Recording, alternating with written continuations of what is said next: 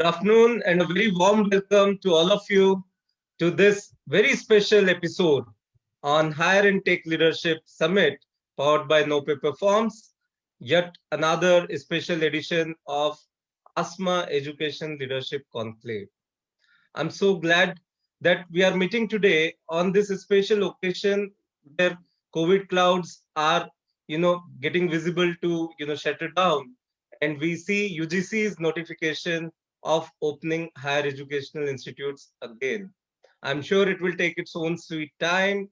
There will be challenges and SOPs, but there cannot be any better celebration of this Diwali that we think of, going back to school. And nothing better than having a physical world opening up for us.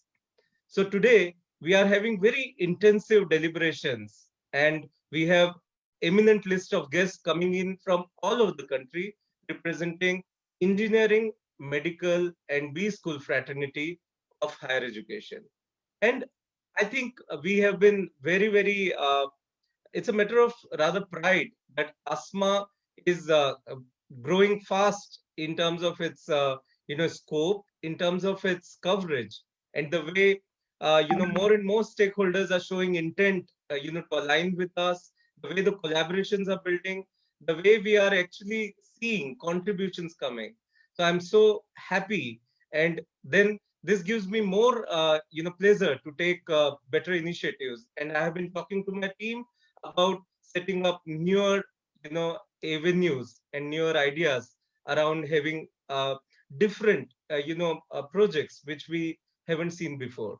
So a lot more is coming ahead in ASMA Education Leadership Conclave, and today we are going to talk about the challenges higher intake educational institutes are facing, and with the diverse background and sessions of engineering, medical, and B schools, I think we are covering a wide spectrum today here as well. And this will lead to a great takeaway for all the audience that we have here and those who are attending on the social media frontier. So I welcome you all again. And then I also invite you to come collaborate with us, partner with us. I would like to thank my partners again. This event is powered by No Paper Forms, India's best technology available for enrollments in the higher education vertical. Then I'm thankful to our partners Fma Digital, AI partner Orai, and our community partner Digital HR. I welcome all of you again to this special edition of ASMA Education Leadership Conclave, and let's hear and understand what challenges our higher education segment is facing and the leadership they are showing in order to overcome those challenges within engineering, medical, and B school segment. Thank you so much. Hope you enjoy the day. Uh, Over to you, Chandan. Thank you. Yes, thanks, Rahul, for a grand welcome and an opening of this session. So again, I welcome all the ladies and gentlemen over here, all the attendees over here, our reverend speakers, our partners who supported this in our mission of organizing another, one big league of higher education and tech leadership summit, which is been flashing and promoting under the banner of our flagship event of ASMA, which is Education Leadership Conclave, powered by No Paper Forms. So this is actually a 3 months webinar series, which we started a month back and will be continuing till December. And we are focusing in bringing the entire education sector from preschool, school, universities, higher education institution, skills and training institute. And I'm happy to announce that we have thousands of registrations for the attendees who are coming up in this platform who want to attend and engage for the future benefits over here. So I, Chandan Anand, the Vice President of UNICEF Group and ASMA, I welcome you all in today's another enriching series of Higher Education and Leadership Summit. It is one of its kind and very unique as we are covering the uh, uh, three very enriched and very big segments of higher education sector, which is medical institutes, B schools, and engineering institutes. And your support and encouragement and blessings has made this possible. We are committed and very passionate in what we are doing. And we are creating this knowledge sharing platform and networking platform with who is who from the industry, just for an idea to have an opportunity for collaboration and opportunity for networking between government, corporate, and academia. And we are thrilled to inform that we have got an overwhelming response from the industry and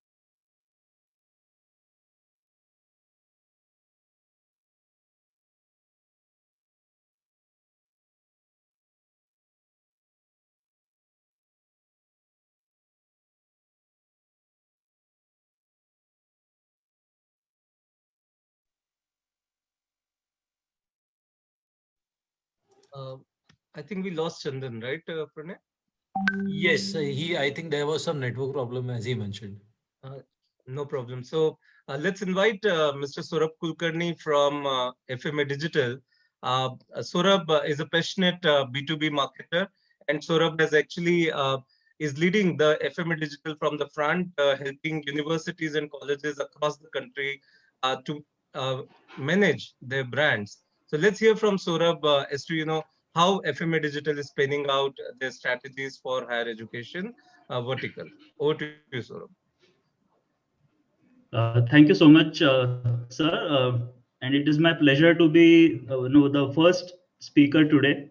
And as a first speaker, it is very exciting because you also have to, you have so many esteemed followers that are going to follow you, follow suit. And so therefore, I'm keen to end my session at a higher note. So with that, let me just start the session. Let me share the screen.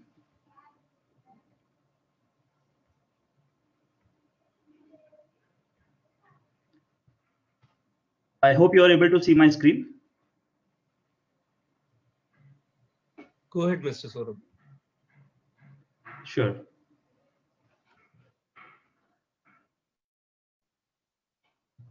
So uh, I'm going to speak today about the role of digital in higher education during and post COVID for branding and for branding and admissions. Let me go to the first slide. Uh, the esteemed members from the panel and the important target audience, the members in the audience, I think they will agree with the slide that they see here. They will, what it shows is that admissions marketing and branding is no game of luck. Many of you might be wondering why image of chess is shown here. So I like to relate marketing and branding to the game of chess, because every move has to be carefully planned, every rook, every knight has to be carefully placed, the strategy has to be meticulous. Then there is the competitor you are working against, who is equally cunning, and trying to win the game. So for you to dominate, you cannot really rely on luck. It has to be meticulously planned and executed. Now, these are the most common challenges that we face when we work with the higher education industry, right? The most common being the poor quality of student leads. Many of them actually receive insufficient leads. Then there are issues of stagnant enrollments, weak brand positioning, fragile online reputation, lackluster brand presence. These are some of the most common ones that we, face.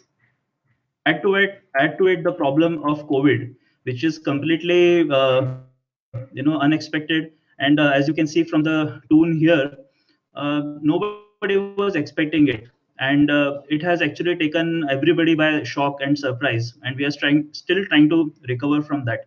And honestly, if you are having this conversation in February or January, and if I told you that in the next 3-4 months we are all going to be grounded at home working, and the campuses would be closed, I think we would all be joking at this proposition, right?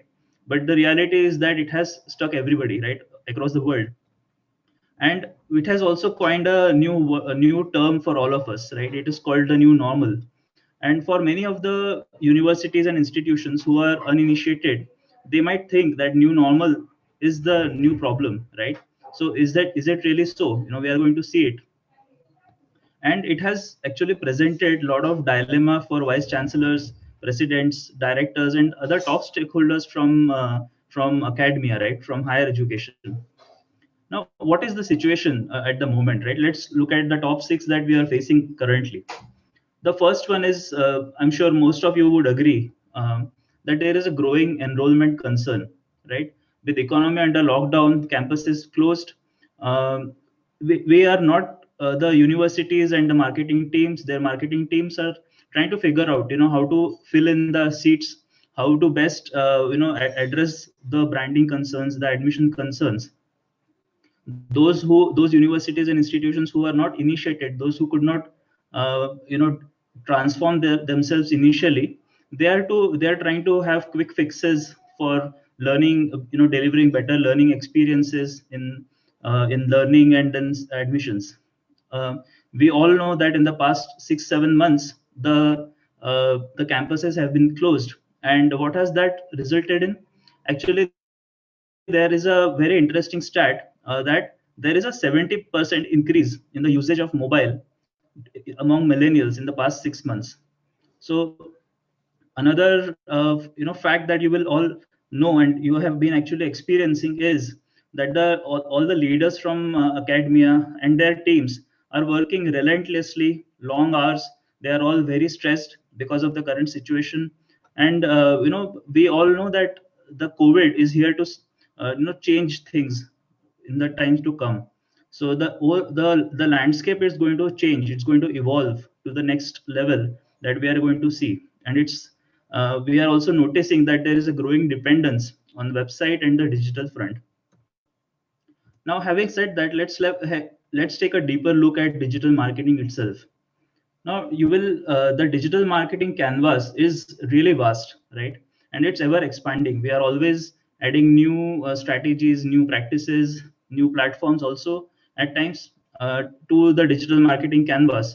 And it is it is also the uncertainty of COVID that makes that makes the marketeers and the decision makers wonder, what is the best way ahead. So even I think few months back, we were all relying on TikTok as a major platform that will revolutionize the digital marketing space.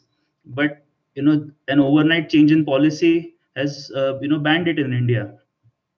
So many of institutions and universities that we speak with, they are not very comfortable with this change of pace, that COVID has that it has brought in, and many of them are actually, asking this question that you see in the slide: can we please stop calling this pace of change the new normal, right? So this is what I want to propose, that for us at FMA Digital, new normal is equal to new opportunities. That's what we really look forward to, and that's how we orient ourselves with. So how does it really need to play, right? So the whole ecosystem between digital marketing and academia, right? So we see that website needs to be at the hub of all activities, all things digital, right? There will be a very seamless exchange between parents, students, the content that is being published as as marketing collaterals. The higher education interacts deeply with the website. Professors and faculty are very active on social blogs. They are able to share valuable content with the parents and the students. So it is quite a harmonious situation that we want to see that it needs to play out. Now, what are the elements of admissions and branding, right?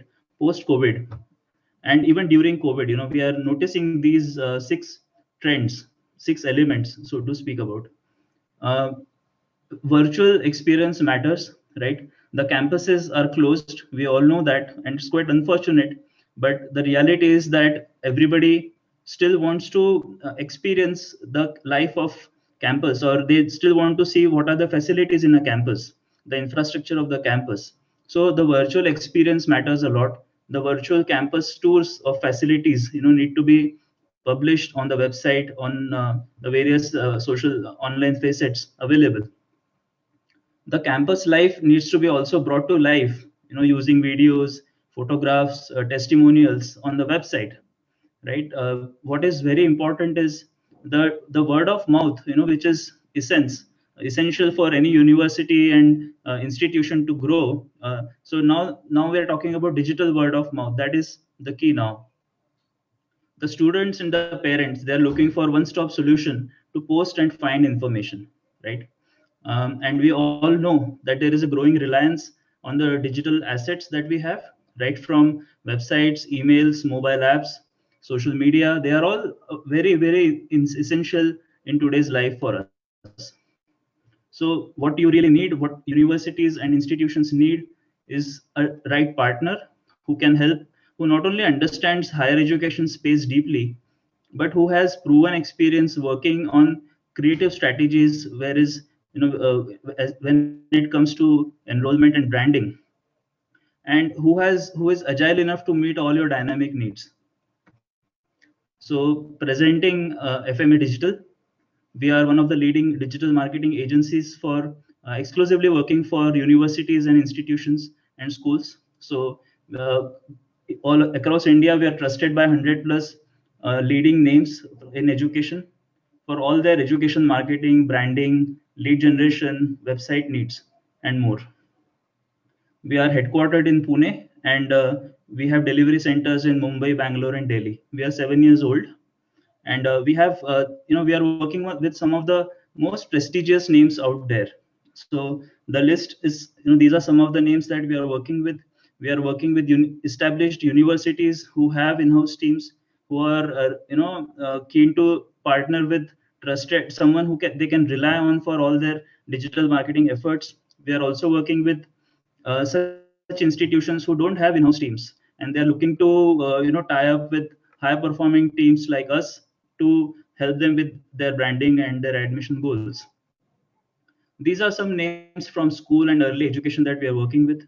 Learning Time is a very popular name in early education. Cambridge English School down south, right? The others you can see here, right? So we are helping leading universities, institutions, and schools grow leaps and bounds using the power of digital tech and marketing. We are creating very powerful websites which are very compelling and help in conversions.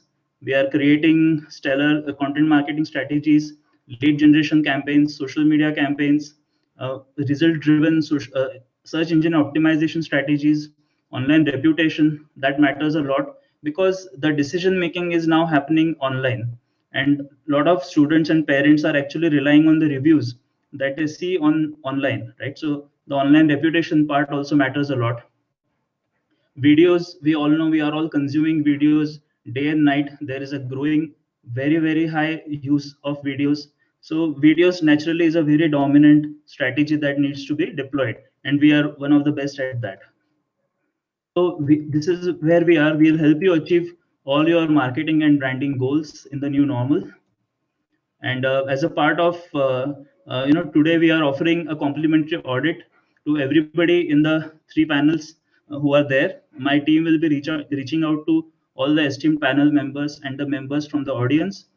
They can just, drop us a WhatsApp message for a complimentary audit, whether it is for online reputation of their website, of their university or institution, or their SEO or social media presence. We'll be happy to provide you that. And my final slide, which of your top marketing challenges can we solve today? Please get in touch with me or my team. The details are mentioned on the screen for all of you to see. I'll also be dropping them in the chat box for all of you to take action. Thank you so much for your time. I just hand it over back to Chandan or Rahul sir. Thank you. Thank you, Saurabh. Chandan is still facing some connectivity issues, so I'm now interested to take the session ahead.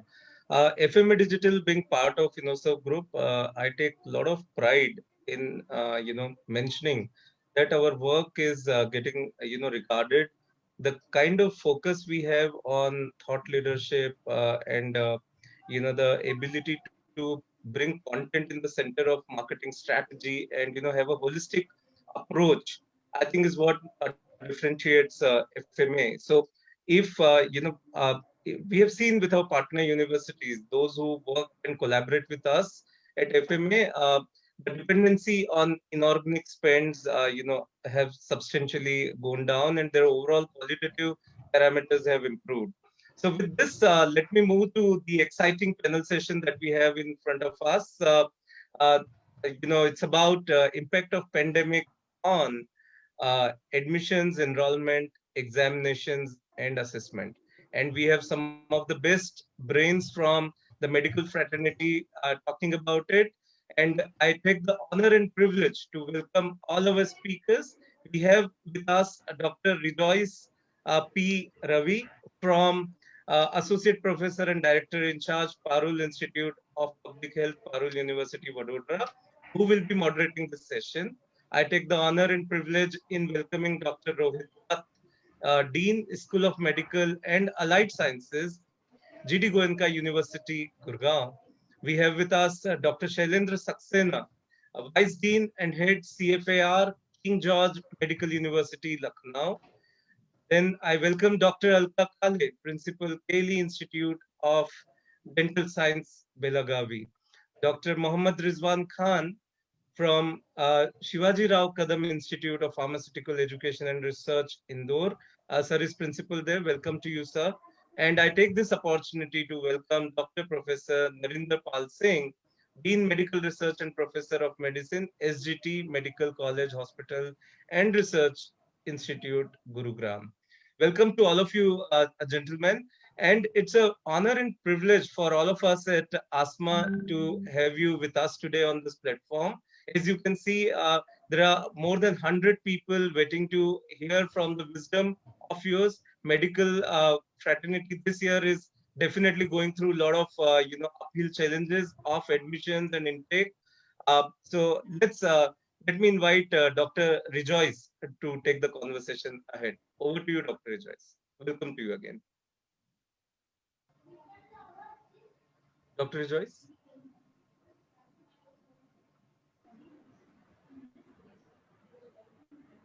Yes. Is it audible or visible, sir?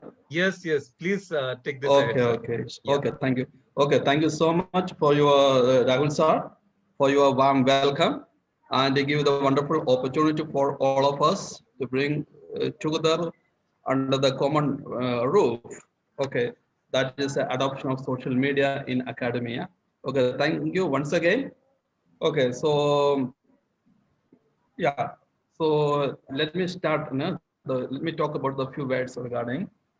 Okay, so very good afternoon. Once again, I welcome all to this great program, especially the eminent speakers or panelists. Okay, so greetings to all from the bottom of my heart also. Okay, so this is, I would like to take this section, this time for the self-introduction. Okay, so I welcome each one of you, so you can take the self-introduction. Okay, so first of all, I would like to invite Dr. Yeah, Alka ma'am. So you can introduce about yourself.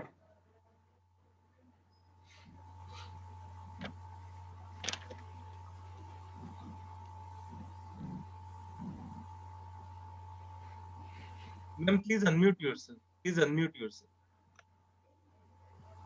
Good afternoon, everyone. It is such a pleasure to be on this platform today to share some of our views with such honorable members. To introduce myself, I'm Dr. Alka Kale. Primarily, I'm a oral pathologist. I come from the field of dentistry, and I've done my graduation and post-graduation from Government Dental College, Nagpur. And then, of course, I did my post-graduation from the Keli University. I've been working for the Keli Dean of Dental Sciences for the last 33 years. So I've actually grown up over here, and I carry the banner of Keli University with me wherever I go. So that's a brief introduction. Thank you very much for including me for this panel. Okay, thank you so much, ma'am. And next is Dr. Rohit Dutt, sir. So you can introduce yourself. Well, I would like to thank the ASMA leadership for inviting me to this engagement and teaching session with so good personalities here. So to introduce, I'm Rohit Dutt. I'm basically heading in School of Medical and Allied Sciences in the capacity of Dean, and also looking after the Dean Academics role at GD Goenka University, Gurugram. So basically, I'm a pharmacist by profession. I am a medicinal chemist with expertise in computer-aided drug design. So, and I love teaching. So I would like to consider myself as a teacher in the discussion itself. Thank you. Okay, thank you so much, sir. So next is Dr. Mohammed Rizwan Khan, sir. Sir, you can introduce yourself, sir. Very good afternoon to all of you, and I thank ASMA leadership for giving me this opportunity to be in the panel. And I am basically a pharmacist, and mainly I had Shivaji Rao Kadim Institute of Pharmaceutical Education and Research, Indore. I have done my graduation from SGS ITS Indore, post-graduation from RGPV Bhopal, and PhD from DAVB under computer-aided drug design itself. And thank you so much for inviting me. Thank you. Okay, thank you so much, sir. And next is Professor Narendra Paul Singh, sir. Sir, you can introduce. Good afternoon, everyone, and I am Dr. M.P. Singh. I am presently lead research in SCT Medical College and Research Institute, and I have joined this institution recently. Formally, I am a graduate, postgraduate, senior resident, assistant professor, associate professor from Malazad Medical College, which claims to be one of the best elite medical colleges among the top 5, top 10 hospitals. And I'm basically my focus is in clinical care, academics, and also enabling environment to create a research. I've had more than 200 publications, including some fellowships, including FAMS.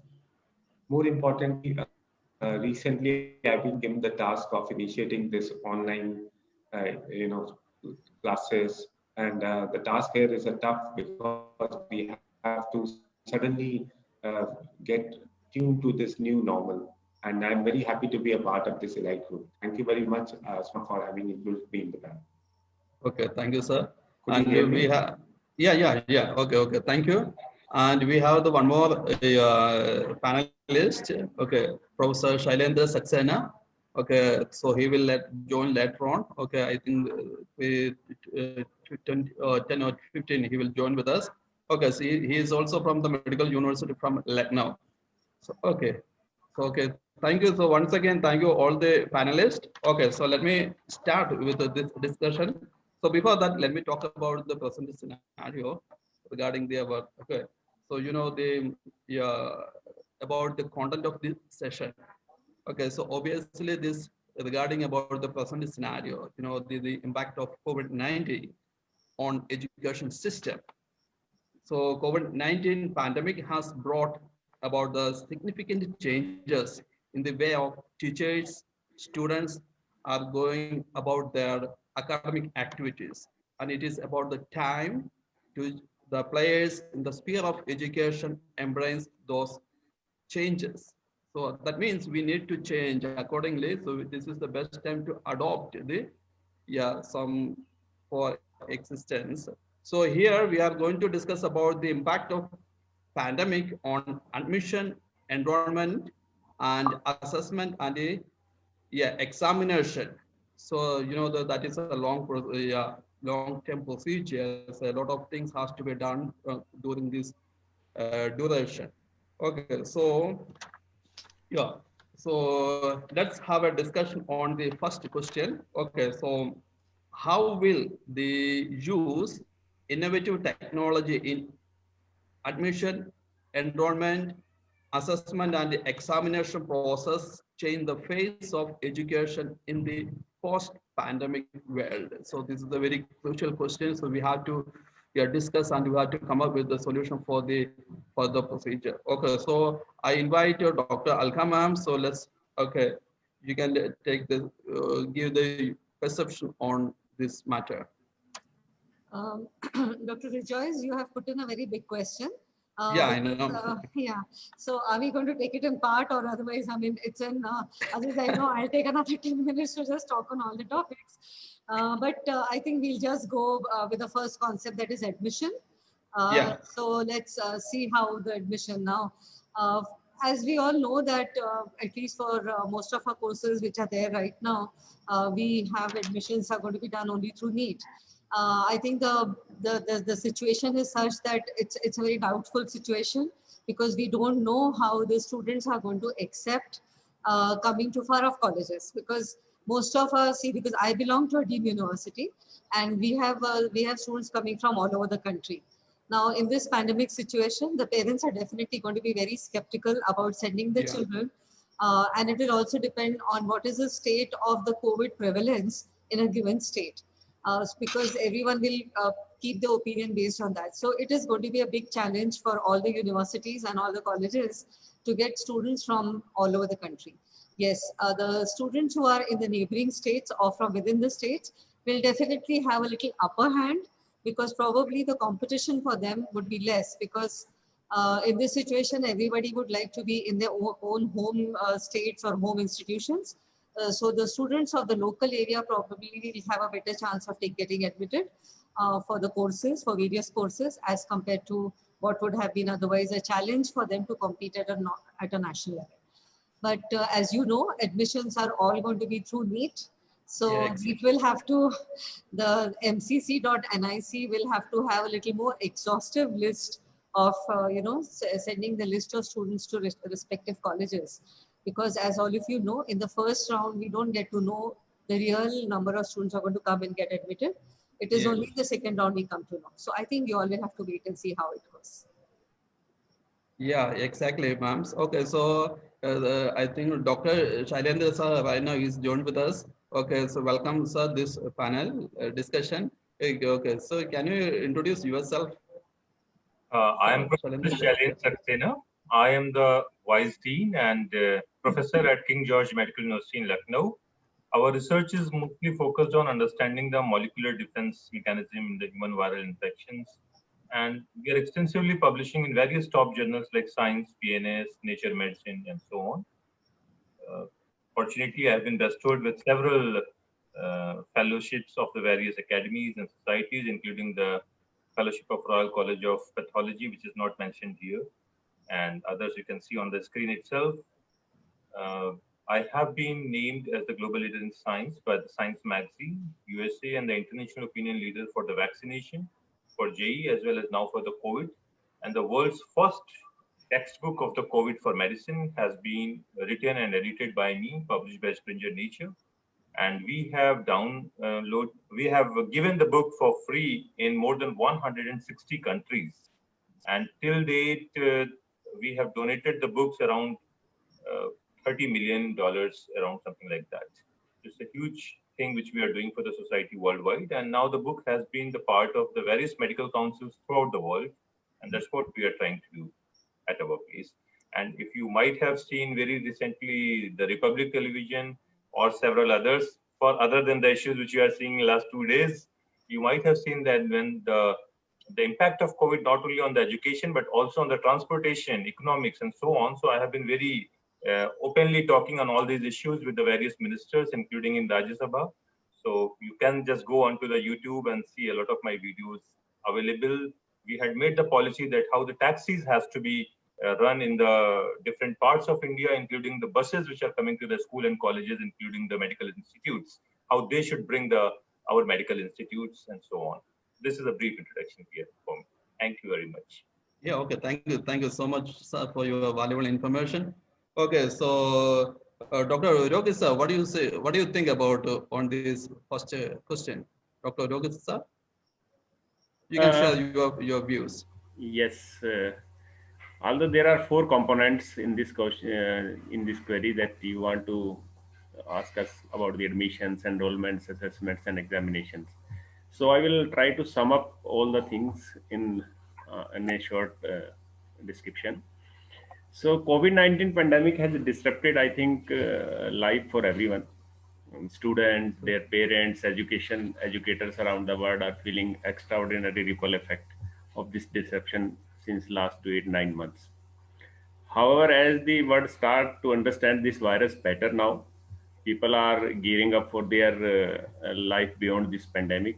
Similarly, the education systems around the world are innovating to collectively respond and provide continuity in the education despite these difficult times. So, necessity of teaching and learning with asynchronous sources like Canvas, Blackboard, D2L, and the synchronous sources like Zoom, Google Meet, Microsoft Teams platforms that significantly yielded the significant benefits.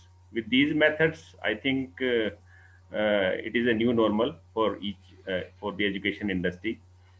Now, secondly, what I feel that AI or technology, you can say, since you have mentioned that innovative technology, but I will mention it as artificial intelligence. It will basically personalize the learning. Today, colleges and universities are facing a wide range of challenges, including disengaged students, high dropout rates, and the ineffectiveness of a traditional one-size-fits-all approach to education. But when big data analytics, artificial intelligence are used correctly, I think the personalized learning experience can be created, which may help in turn to resolve some of these challenges. Secondly, thirdly, I say examination and grading will definitely undergo a change. Obviously, assessments are about more than just achieving the grades. When meaningful and well constructed, they will definitely help the student to gear up for success by challenging. So artificial intelligence frameworks are available in the market, and now companies are investing hugely to improve the system, like for proctored examinations and other things, as per the need in the last 7 to 8 months we have seen. Obviously, with these artificial intelligence integration into the examination system, the teachers will be teacher will be benefited. They will be able to concentrate more on the course improvement, teaching quality, as well as aptitude development. And I would like to quote an example of University of Murcia in Spain that has started a chatbot kind of a thing to provide personalized help and guidance to the students. And surprisingly, it was able to answer more than 38,000 questions. And out of 38,000 questions, 91% was correct. So not only was this chatbot able to provide the immediate answer to the students outside of regular office hours, but the university officials found that the chatbot increased student motivation. So I think there are different kind of artificial intelligence transforming the education in an integrated manner. In a nutshell, what I can say that blended learning will dramatically increase. Secondly, online education and assessment will be the strategic priority for every institution. Distance learning courses may not be considered inferior. And lastly, the reskilling and upskilling of innovative technology will gain momentum. This is from my side, my view. Yeah, that's good, sir. And you know, especially in the medical field and the engineering field, it's a very difficult to conduct the admission and the practical. So as a faculty, I can say that somewhat we need to adjust. We need to accept whatever the things is going on. So Yeah, okay. this virus has already trained all of us, and now I think the education industry is ready with the new challenge, and definitely we are going to have some positive integration into the education sector. Yeah, exactly. So okay. So okay. Thank you, sir. Then Dr. Mohammed sir. So what is your opinion about this? Yeah, regarding the innovative techniques, as already Dr. Shailendra has mentioned, there are various techniques which has been implemented nowadays. That is the Zoom and Microsoft Teams, Google Forms. These platforms are mainly what has been used for all these particular activities, what we have to perform for admissions, even enrollment, assessment, and examination. Also, the admission procedure this year has already changed a lot. As we have seen here in this particular Madhya Pradesh, specifically talking, Director Technical Education has changed the pattern also. Previously, student has to move out for getting the documents verified from the various health center, and this time they have introduced the new technique that it has been verified by this online system only. All the data has been mentioned in the online system, and admission procedure has changed a lot, which will be helpful for the student also, and also for the this institution here in this particular place. Also, the examination which has been conducted by RGP, that is Rajiv Gandhi Project Vishwavidyalaya, this year final year students, they have conducted it very well, organized way, and they have taken it open book system in this, and mainly it has been conducted in a particular Microsoft Team and Google Form. so that the students get all the particular requirements and they can conduct this smoothly. They have also given the particular centers. They have mentioned it, various centers also where the students can approach nearby, and all the particular examination was conducted very smoothly. It is really a very new thing for us. This type of that practical assessment and all these particular things, it is really hampered a lot, because we know that in medical and engineering field, practical is a major aspect, and practical assessment can't be done on the basis of only theoretical conversation. What we can say, we have to see what a student perform and how the particular performance has been conducted by various students. So this particular aspect has hampered a lot, but then also we have accepted all the things and we have moved out and done all the things by use of this artificial intelligence, whatever platforms we have got. And we have done this particular thing with these softwares very well. So we can say that these particular tools which we have used can also be used further also. So that because all these particular things which have given us an output, so that we can do very well in future also by using this tool. Yes, sir. Okay, yeah, okay, thank you, sir. So, so let's discuss into what is the post-pandemic, what will happen? So what we are going to take, is there any new criteria or implement the post-pandemic world, especially in the admission or assessment? Okay, so this is a very challenge, especially from those who work in the academic field. Okay, so now I invite Dr. Rahul sir, what do you think about this one?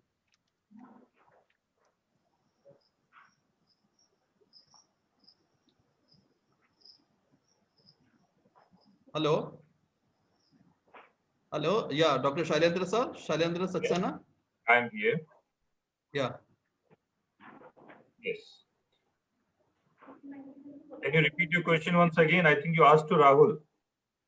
No. So Rahul is unfortunately, I just call him. Okay, so I'm so sorry. So you can give your suggestion on the same matter. So I am very learned speakers have already given their opinions, and I just add to that because there's no point to repeating the same thing. The COVID, because we are the level 3 hospital, so for us, we never have seen that even a single day we were off. For last almost 9 months, I think our hospital was the first hospital in India which has started seeing the cases, and not only seeing the cases, but also given the worldwide recommendations, including the WHO and so on, that how we have to handle this. Now, as you have asked that what we are going to do in a post-pandemic scenario, a post-COVID era, I just have to be very clear about this. There's nothing called post-COVID era.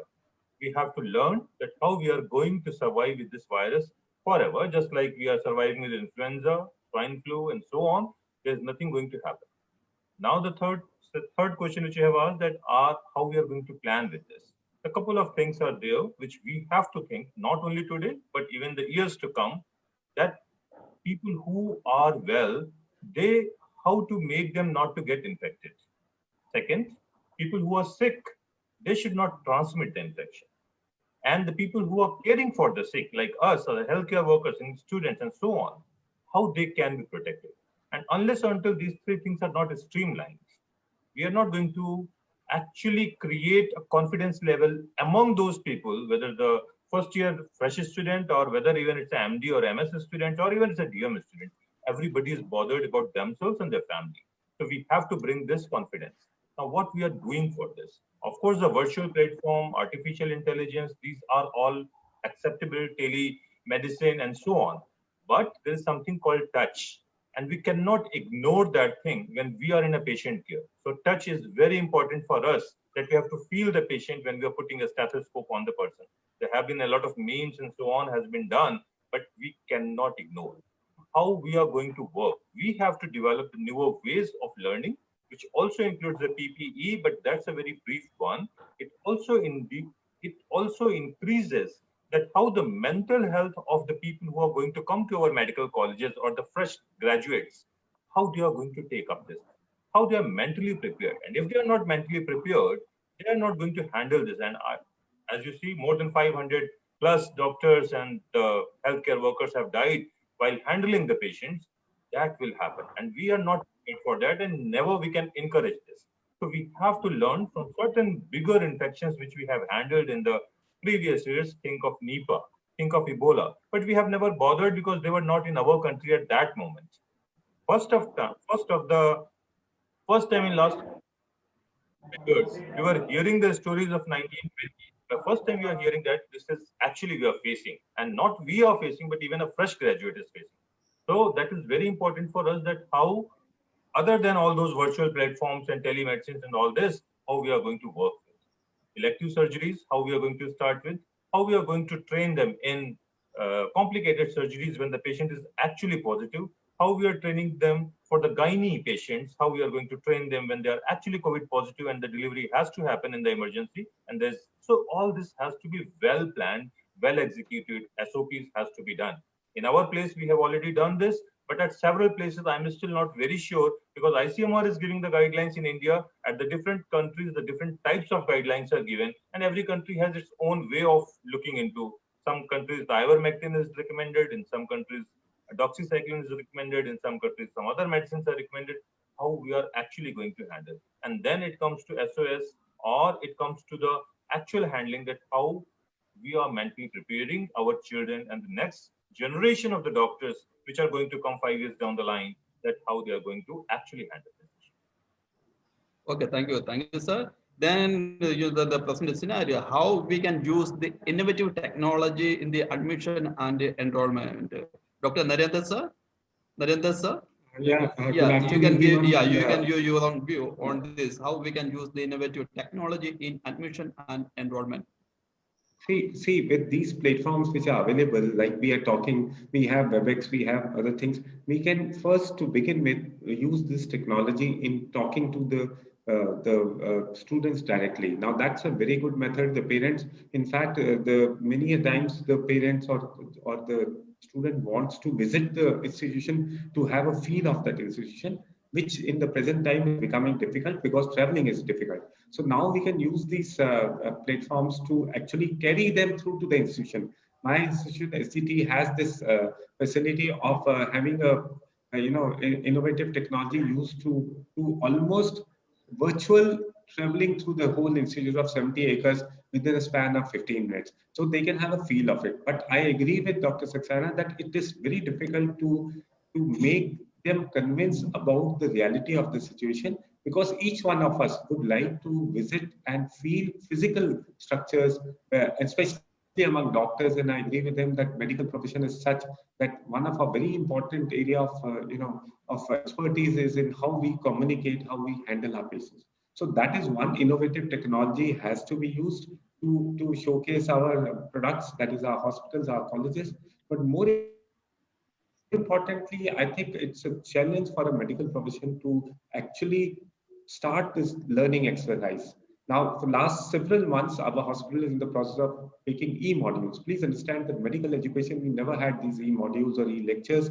It used to be a face-to-face. When the teacher would enter, there would be a dreadful silence in the house, and that is what his presence itself would create an aura about him. But no longer true now. We have to first rehearse our e-lectures to an important extent, and more importantly, practical aspect, as has been rightly pointed out, it's extremely difficult for us to teach them.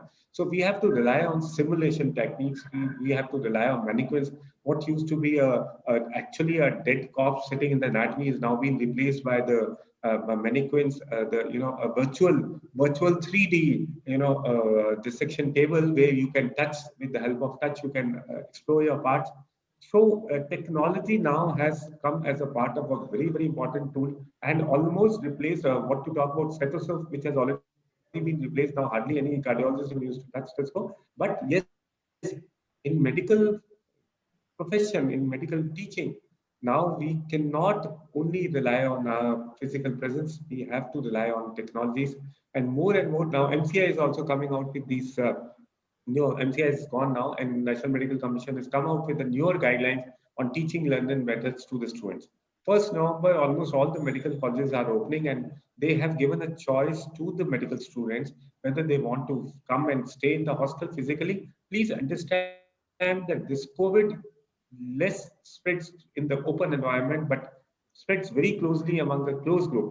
If four of us are sitting here and having our meals together, we are more likely to contract infection and spread infection.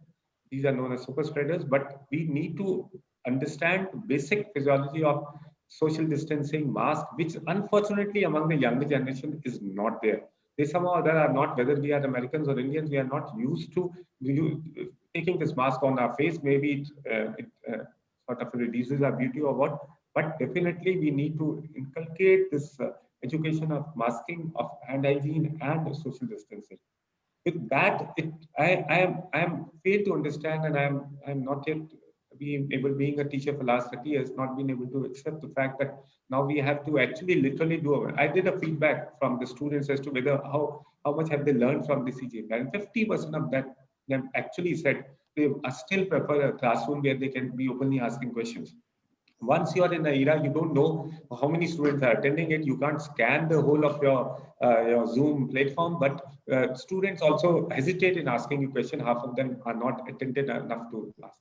As far as their assessment is concerned, that also is a big challenge in the medical profession. So please understand, we have to now rely on more of a theoretical knowledge than practical knowledge. Even in practical knowledge, we have to rely on the technology, the OSCEs and other mannequins to give them a scenario. So we are converting Yeah, from an exactly, sir. Indianized education system to now Western where they are now relying more and more on clinical scenarios. And a person sitting here and acting as a dummy rather than actually patient. So yes, now finally we have to accept all this. Extremely difficult situation, but I am very sure and I am very happy to know that each one of us have changed ourselves to a new normal, so that we start the process of the education again, especially among medical education, because 6 months have elapsed, and each one of us know how these 6 months can be the most difficult time, because we'll have to extend our curriculum or compress our curriculum to 3.5 or 4 years. But definitely very, very challenging time for us, and each one of us have to be prepared or think of some innovative techniques which can improve the situation. I don't see this situation improving in near future unless there's a drastic availability of vaccines. Thank you. Okay, exactly, sir. Okay, thank you. Then in the present scenario, it is very difficult to, and the people always, difficult to adopt the new culture. Now, okay, now we can see that they also changing their attitude towards exactly the COVID-19 also. But we cannot expect it. The things will change in a very soon, but substantially it will change. Okay, so anyway, so for the present at presently, so how can institution move the practical assessment and the examination? So each institution, they have their own criteria on how they can conduct the practical exam or assessment also. So that depends upon the each institutional level. So here, so how we can, as an institution, move the practical assessment or examination, especially this online assessment. So Dr. Rohit sir, yeah, Yes, you sir. can give the comments on this one. It's regarding practical assessment and examination. Yeah, exactly. Okay. So I think I'm just correcting myself, as Dr. Saxena has rightly said that there is no post-COVID era, and we have to live with this virus. And so in near future, definitely we have to bifurcate basically the education system into different domains as per the need of the domains. If you talk about the medical and other institutions, you know that the current use of technology resources has given a boost to the online learning. But if we talk about specifically about medical and allied courses, some percentage of medical institutions were using simulation software for basic modules like anatomy, physiology, and drug response, CPR, nursing procedures, animal experimentation in pharmacy, and but they are in limited manner. They are basically, the softwares have certain limitation. But I foresee that the learning through simulation software will become a new normal in the near future in institutions imparting medical and allied educations. Companies are investing hugely in improving the existing learning software or modules, you can say, to match the real world kind of experience. And we are soon going to see completely transformed simulation software in the near future. While there are many aspects in medical and technical education, as rightly said by the learned resource person here, that it is difficult to practice and assess online each and every module. Real learnings on cadavers, testing of drugs on animals, formulation of tablet, different dosage forms, and many more. The practical knowledge and hands-on experience can only be achieved through physical labs. So the practical can be, you can say, partly fast tracked by providing videos to the students, simulation, experimentation, etc. So I think in the time to come, blended learning will be the way forward to complement and supplement technical education with the changing technology for the future growth. But at the moment, I think online learning is the only solution, as survival from this notorious virus is the priority. And secondly, for assessment, as we know, we can see that conducting and grading examination is a time and human labor, you can say, consuming task.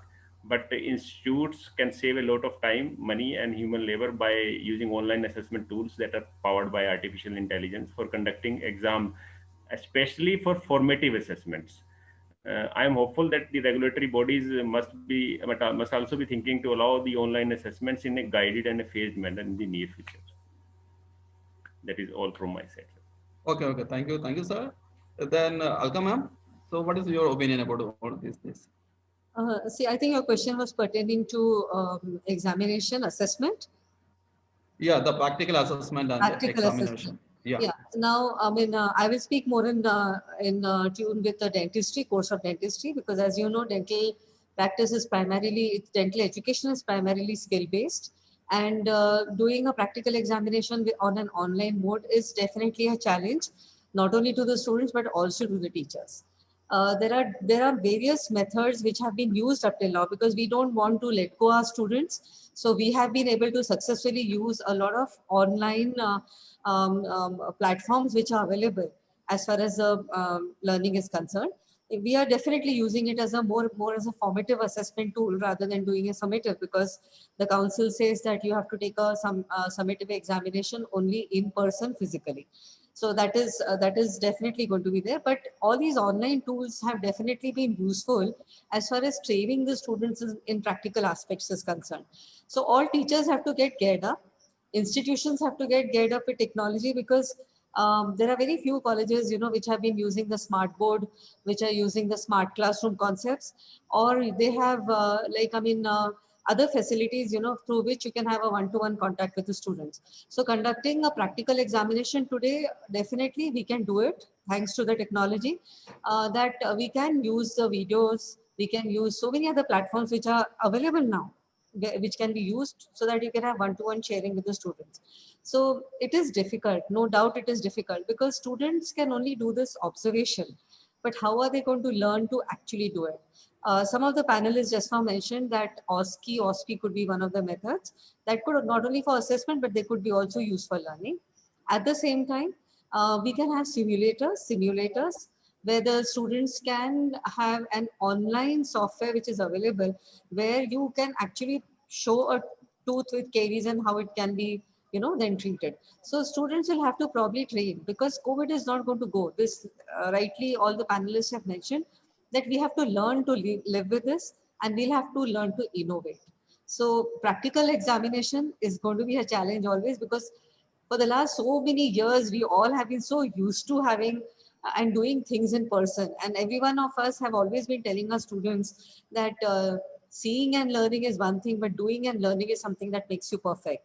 So unless the students really don't perform personally, it is going to be a little challenge for them to learn. Yeah, exactly. Whatever the things and that's acceptable. Okay, sir. Then Mohammed sir, what is your opinion about this practical assessment and examination? Yeah, practical aspect is one of the most important aspects as concerned with the pharmacy also.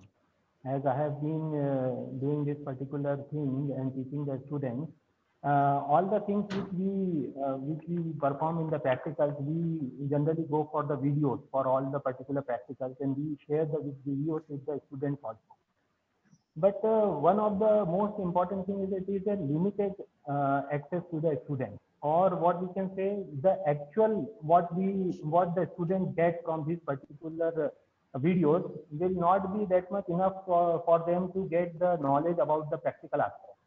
They have to perform this particular practical by themselves. It is a very much what we can say limited knowledge which they will be having with this particular video. Also, we can maintain this particular practical sessions with the limited number of the students, so that maintaining the social distancing, and also we can have a small sessions with some of the students, so that they can get the particular practical aspect, and they can get the what is the background of that particular practical. Okay. And one of the most important thing is that we should use all the tools which are mainly available, that is smart classroom and smart board, for giving the actual learning about what the practical aspect is, basically theory behind the practical. So we have been using these tools for the students. Only the thing is that we have to go for something practical with small sessions with the students, so that they can perform with having the social distancing. As we know, we have to learn to live with this particular virus itself. So we should go for the small sessions with the students, and it has also been allowed for the students. Small sessions can be taken for the particular student. So this may be done, and assessment itself we can do by particular sessions by video or Zoom, or we can use for the Microsoft Teams. We can go for the particular sessions with the students for assessment also. And regulatory body has also taken into the consideration that these particular tools can be introduced, and it can be taken into the assessment of the students. As this time Rajiv Gandhi Project Vishwavidyalaya, what we have taken in the practical examination, it was done by the Zoom this session only. We have taken the external and every particular Viva and conduct the practical for the students on online basis on the Zoom application itself. So we have to do this particular practice, and we should introduce small sessions for the students. What I prefer. Yeah, exactly. Helps a lot. Yeah, exactly. So, okay, Dr. Narendra sir, so what is your perception on the same conduct? So what is your perception on the how we can move the practical assessment and examination during COVID-19? Yeah.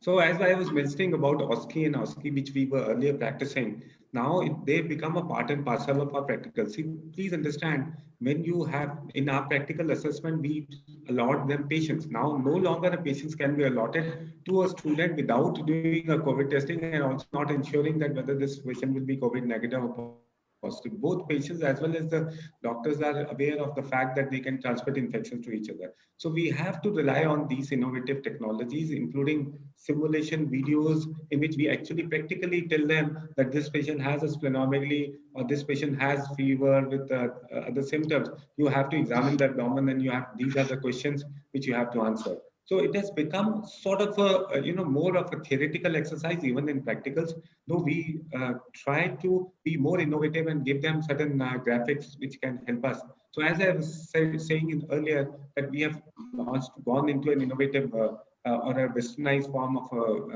assessment. But more importantly, which I want to emphasize to the panelists as well as to that, because the amount of exposure to the screen time. Now, please understand that though the COVID area has brought us together and has had an innovative technology, but the screen time, the presence of a screen time among students, among each one of the teachers has increased many-fold. Now that has resulted in own problems. We've doing a study on at least the digital exposure and the eye strain, and also the neck movements and the neck pain and the psychological aspect, which will have an impact on the teaching learning as well. When the student goes to the college physically, not only he attends the classes, but he interacts with his friends, he interacts with the other colleagues, and he enjoys. His positivity is much more when he physically goes to the university, which may not be there when he's sitting in a closed room. Parents are not available. He's sitting in a class. He's filtering from here to there. The thing of trying to ensure that he doesn't cheat during the exam. Now, that's again a very, very important part of it. For an online exercise, now we've converted to so-called open book system where you are allowed to read your books, but ensure that you give some sort of practical tips. And so the assessment tool, I'll give an example in national board. Our pass percentage used to be 40 to 60%.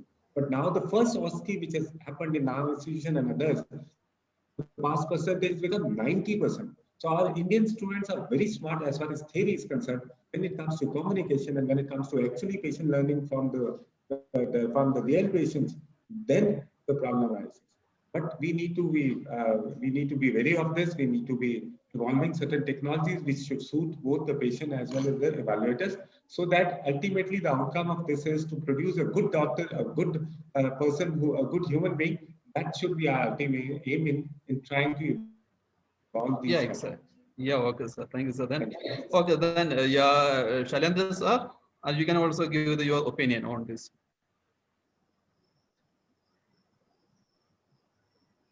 Sir, you just unmute. Yeah, okay, sir. Thank you, sir.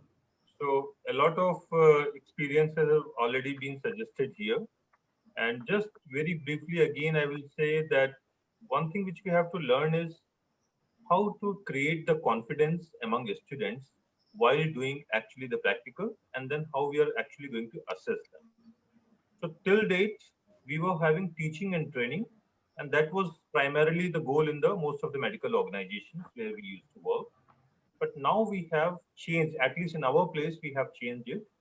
Now we have included listen, explain, demonstrate, emphasize, and analyze. Once you do this, you actually inculcate the knowledge as great as it is in person.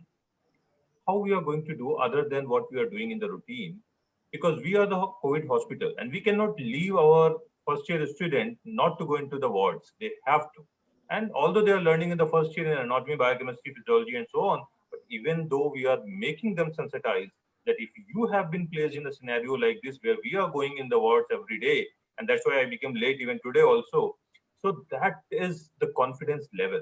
Whether I'm going to be sick, number one, if I get sick, what I'm going to do, and when I go back to my home, whether my family is going to be sick. That is the first level of confidence. The second level of confidence, if I get sick, then what is going to happen? That we are creating. The third thing is, if that happens, how we are going to actually change the scenario in a win-win situation. What are the treatment protocols, SOPs, and everything? So we are not grading as per their seniority in their education system, but also grading them as per the risk they are coming to every day-to-day life when they are actually handling a patient. Because most of the time it happens, the most of the senior most consultant might be going in the last, and the youngest is going in the first. And if he has been exposed, then everything is already lost. So we cannot ruin the life of the younger ones. Third thing was, very importantly, when they initially in the month of March, a lot of parents came to us and they say, my children was prepared for the NEET examination or the same thing for engineering, and somehow my son is not able to get in, and if the session becomes zero, what will happen? I think recently some discussion happened on that also. And we were not very clear that how long this will go on. Fortunately, now the cases started going decline, but if this would have gone for years and two, then what? So we have said the people that for your son, it is just the loss of a year. But if your children is lost, then it's a loss of the whole life. So we cannot let the loss of the whole life that we do for the patients, the same thing we are going to do for our graduate and undergraduate students. So very important for us is to have that level of confidence in all these students who are coming to us. If that is there in place, the people will come to you and they will learn it, and they will not only learn, they will actually contribute how to handle this kind of pandemics in the future. You might have seen there is, after the COVID, there's another mutant COVID virus has been seen in the European countries, and that is more dangerous because that can replicate even in the animals also. So that means we need to have a One Health program. We need to understand that if the virus replicates in the animals, how we are going to handle them, which we never taught our students when they are coming to our medical organization. We never called the MBSCs to train them when how to actually see if they are having pets at home and vice versa. So the One Health programs are now in place, at least in our place, we are doing it, and we are doing it at international level, that how those all these platforms can actually help the students to come up with the pressure and the panic which they are having in the mind, but also to cooperate and actually sensitize themselves as well as the society, and actually to help in the society over the period of times when they become the graduates. So we really feel proud then our students are actually able to handle COVID patients. So that is one of the most important thing at this moment in life. Okay, thank you, sir. So anyway, so our public is always, yeah, challenging. They are ready to face the what are the challenges going to happen. Okay, so the things the whether the your institution, okay, being able to navigate the challenges, all the academic procedure. That means from admission to the exam, whether your institution is able to navigate all the challenges. So, Dr. Rogi, sir, so can you give your opinion on this one? Sure. So I will say largely yes. We at GD Goenka University clearly sensed the urgency to offer online solution in every facet of higher education during this pandemic time. Accordingly, if you talk about the admission procedure including test and personal interviews were done online. And the student response to the online classes through learning management system has increased over the last few months. Uh, University has facilitated online databases for students for enriching contents. On the contrary, we have a firm faith that the online education cannot be a substitute for offline education in institutional setup basically. So both can coexist but cannot survive in isolation. So our university has already executed the blended mode of learning for the students. The students have been given with the pre-class learning materials in the form of recorded lectures, other learning materials through LMS portals. And the live classes are basically meant for the discussion and solving the queries of the students. And about the assessments, I think it was a huge challenge to conduct online assessments in the pandemic time due to varied reason of you can say internet connectivity, unavailability of the IT gadgets among students. But as of now, most students have sensed the urgency and they have equipped themselves to avoid these technological hurdles. And we found an enthusiastic response in both formative and summative assessments. However, we would love to use online tools for formative assessments through online quizzes, Google Forms, open book examination to assess continuous learning of the students. Beside this, university is also emphasizing on the enhanced communication and personalized, basically outreach with the students with a focus on equity and inclusion. Still, lastly, I would say that it is our firm belief that the success and the failure that unfolds could only give us a better grasp of what is possible, and the university is flexible to amend accordingly. Yeah, we are Okay, sir. open to the response from the students, and automatically that we have a flexible system, and we will definitely amend accordingly. Yeah, exactly, sir. It's very difficult to navigate. It means handle all the things. We need to consider the students plus their parents. So, yeah. So, and also the faculty also. The faculties need to be trained to handle all these things. So they also get their training through online. So that is a big challenge for them also. Okay, sir. I think we during the pandemic time you have seen that although the most of the you can say 30 to 40% population of the faculty colleagues they are ready with their learning content, their PPTs and other video lectures, but now that percentage has increased dramatically. Now more than 60 or 70% of faculty members they are equipped with these guys. I think it's a positive transformation and it will add value to the on learning to the students itself. Yeah, exactly. As a faculty, we have to always learning throughout the life. So on this, especially this area. Okay, anyway, so Dr. Mohammed sir, so what is so how you handle all these things? Yeah, practically it is really difficult for faculty specifically because online teaching they have to use many more modes and many what we can say what is the learning app to understand the students through online teaching.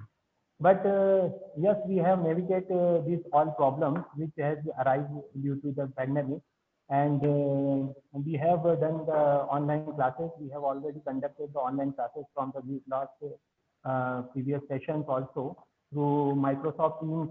Our faculty used to teach all the students, and also we go for the live classes for understanding the students and having what we can say, what are the queries, clearing the queries of the students also. Also, we use various tools like Zoom and Google Form and these all particular tools for getting all the type of assessment and practical assessment and examination of students regularly. And this is a need of the hour. We have to do according to the particular situation which has been arrived. And we will be using this particular tool in the future also, because many of the things are good also in this particular thing, that as we teach online, the focus of the student is mainly on the this particular what we can say various apps which has been used, and the various aspects which has been put by the faculty members during this teaching hours. And also what we can say, this practice will definitely give good particular outcome in future also. We can go for the open book system also, which is a good one for the assessment of the students and various examination purposes. As we have already conducted this examination by Rajiv Gandhi Project Vishwavidyalaya. They have conducted open book system only, and it has been conducted very well. All the students have attempted from all over the Madhya Pradesh, even those particular students which are far away, which are not supported by any of the what we can say cities nearby. In the village, they have been in the villages. They have also done this particular thing, and they have conducted it very properly. And so we can do this particular thing, and we can navigate all the particular situation which has arisen due to this pandemic. Okay, thank you. So then, okay, then I'll come, ma'am. So what are the challenges you are facing to navigate all these things?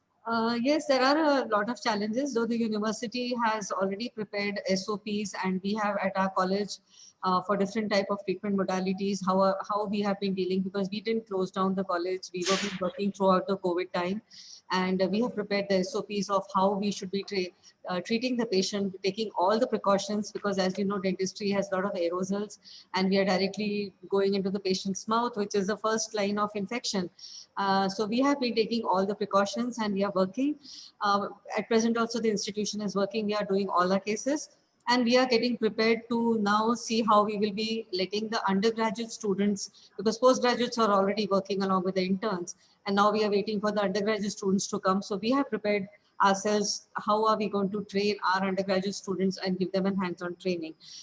Challenges are quite a lot, because the number of patients would be little less for the undergraduate students. And at the same time, sometimes it becomes very difficult to explain to the patients to maintain the hygiene that we need to maintain. Because a lot of relatives come along with the patient, so we have to take care of those challenges. That is one of the major challenges as far as patient care is concerned.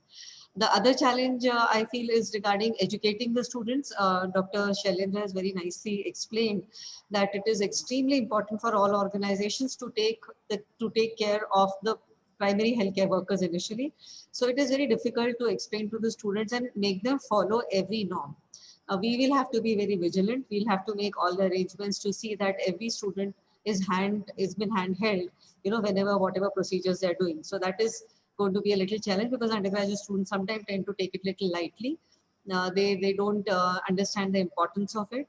But then yes, so we have to do a little training for them. That would be a challenge as far as the student is concerned. The other major challenge is the university or the institution, where we have to chip in a lot of extra funds in making a lot of other things available. For example, We have to have fumigators in all the departments. We have to have the aerosol suction machines in all the departments. We've put those those lights. What do we call them? Those, you know, infrared sort of, or don't get the term now. Those UV lights, you know, which are again supposed to be disinfecting the area of work. And there are so many additional things, you know. We have to use a lot of PPE kits, because the student, as well as we are also giving surgical gowns to our patients. We are not actually making our students wear the complete PPE kit, but we are giving them sterile surgical gowns with the mask and face shield and things like that. And similarly, we are also covering our patients. So these are a lot of, there is a lot of investment that all of us have to do now to, you know, go ahead with this COVID time.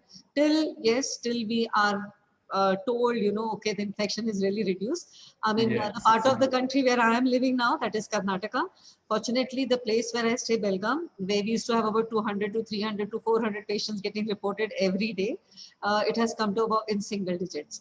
So looking forward to some happier times. Yeah, exactly, man. So, you know that, yeah, everyone has to face the challenges. You know? So, what are the tools you adopted for this, Dr. Narendra Singh? So, what are the tools you adopted for solve this problem? Then you see, these tools are already been alluded to by the various speakers. The idea is to ensure that we are, as a package, we are able to come up to the present scenario and give them a solution which is commensurate with the present times. Now, technology will play a very important role now. But however, we have to mix our technology with our personal emotions. And finally, we should be able to give them a package which is win-win situation for both the teachers as well as the students. We are in touch with, you see, in SGT, we planned it well in advance. Almost 6 months back, when the thing started, when there was a lockdown, we started to plan about these e-learning modules. And as of now, every teacher was given a task of preparing 5 to 6 e-learning modules. There was a assistance provided by. There was a lot of resistance. The resistance especially comes from the elderly teachers like us who have not been used to giving a platform presentation or a presentation with slides or a sitting in the studio and giving a presentation. But gradually they were hand-holded. In fact, the senior teachers were hand-holded to ensure that they start to give to come in with the reality of this e-learning modules. And I'm happy to share that we almost more than 1,000 e-learning modules available right from first year to our final years. And now it is very good for us because we can modify it for the next session, and maybe we can add or subtract something. It's a good repository of the videos which we have and which can be utilized for various purposes. But somehow or other we need to ensure that the acceptability is there among the students. The student has a luxury of seeing these video at any point of time. They may not, it's generally a one-sided affair. So I would like it to be more interactive.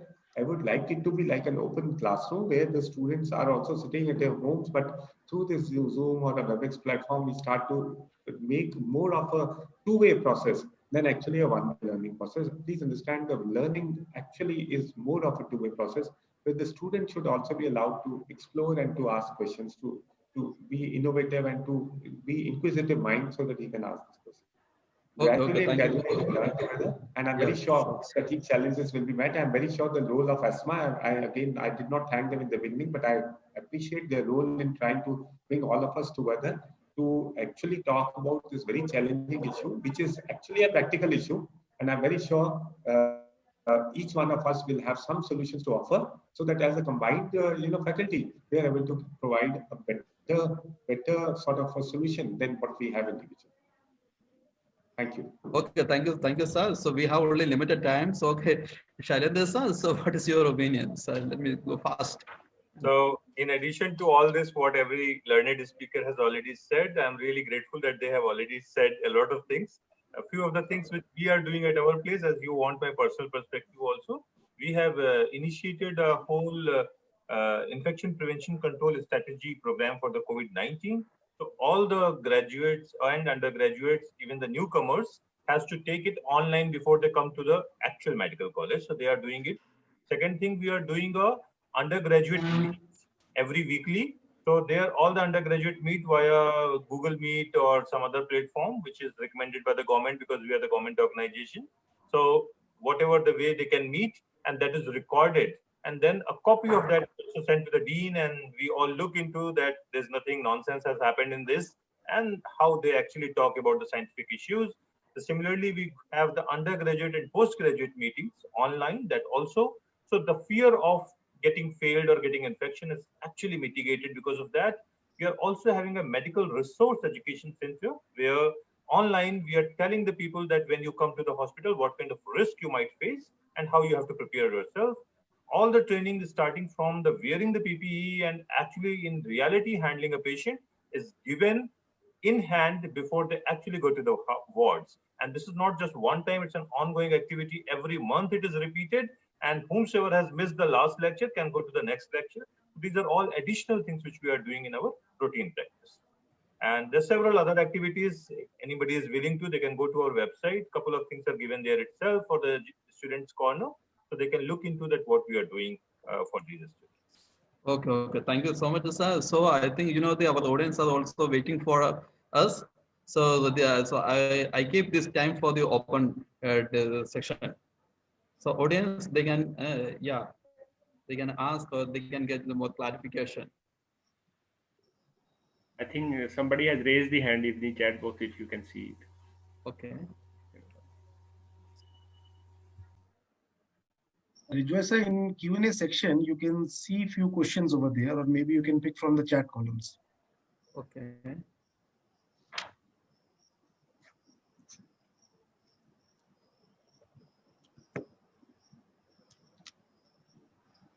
About the field assessment.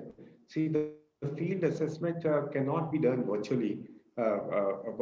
This has to be done through personal interaction only. So here in comes the role of hand hygiene and social distancing and masking. I'm very sure it is not, life has not become 100% virtual. Now life is changing back with the new normal situation. So obviously, though we can also have some amount of virtual assessment in the field assessment by creating a scenario, but by and large, the field assessment by a public health specialist has to be done in a way which they were doing earlier, except that they now convert to a new normal. That is, social distancing. So I hope it answers one of the questions, at least the question answers. Yes. Okay. So I can see one question, one person, Mr. Vaibhav, has been asking from Professor Shailendra. Sir, being a medical graduate and a current public health practitioner and academician, the biggest challenge we are facing presently is the assessment of field knowledge as students who are nowhere near the field work. So would you like to comment on this? I do not know about Vaibhav's personal experience about this. If he is really want to see the field experience, please come to a COVID level 3 hospital in KGMU and see how many patients we are handling. We have a fully dedicated COVID hospital, and not only that, we are fully dedicated. All the departments, around 86 departments which we have, every doctor has to go. It is not like that the only department of medicine will go, including the people from medicine, dental, even the people from the paramedical and so on. Everyone is going by rounds in a team. So there's a team of the doctors which go into this, and they are there trained for 15 days, and then the 15 days they're in the wards. And during those 15 days, they're not even allowed to go back to the home. So what else they want in the field work? I think more than the field work we are doing. For last 6 months, believe me that we have been working from morning 7 o'clock till 2:30 in the night, and just going home for 1 hour or 2, and again coming back at 7. That has happened. We have been so frustrated, and frankly telling you, we have a lot of articles now published onto the mental health of our, of course, the clinicians and the students, that how actually we are going to sustain in the next 1 year, because we are highly indebted with the work which we are doing every day. So I feel that Vaibhav is lucky enough that if he's not handling the COVID patients. In our hospitals, we are not that lucky. He was in fact mentioning about the field assessment, not the field assessment as a public health specialist. And I don't think there's any alternative solution to him for this. No, so when they're coming to the hospital, they're actually doing the field work. What else is required? They're actually touching the patients. So what else is required in the field they're actually doing here at the, in the hospital itself. One quick question, if anybody would like to take that, the future of virtual lab projects and how much will be its role in forthcoming new education policy? I think again it will have a very major role. In fact, in medical profession as well as in non-medical profession, these virtual labs are almost going to replace. As I was talking about dissection in anatomy. Now we have softwares available where we can do almost a virtual dissection, much better way, and we can understand it much better way than actually doing it in a corpse. So definitely there will be a huge role of these virtual labs in future, especially in medical education. Okay, then. Okay, so Ravi sir, should we? By consuming, so let me conclude this session. So we have only limited only 1 hour. So 1 hour is completed. So we have only 5 minutes. Okay, left. Okay, so I hope there is one question left. I think that should also be answered, because we should not say. Dr. Yogesh has asked that MHRD has taken initiative with the participation of IITs. Are these efforts sufficient? Again, in COVID, we all are actually sailing in the same boat where we don't know that whether we know the swimming or we don't know the swimming. So all these efforts, whatever the guidelines are coming, and then again we are revising, these are all based upon the knowledge which we gained in last few months, and I will say every month which we are getting. Now let's say in UK they had a second wave. We are lucky enough we haven't got the second wave. Expected that after the festival we might get. We don't know at that moment that we are going to change these guidelines. So there's nothing called sufficient. But one thing, because we are talking so much about the COVID, is that COVID is transmitted via droplets. So we have 3 types of infection that people have to understand very clearly. Drops, as you might have seen, there was a physics teacher, he used to speak physics and a lot of spitting coming out.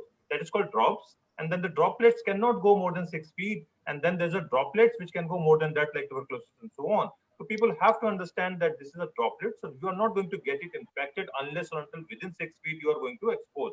Number 2, if you are touching a contaminated surface, within in a hospital or outside. Number 3, if you are having any kind of comorbidity conditions, you are at the higher risk.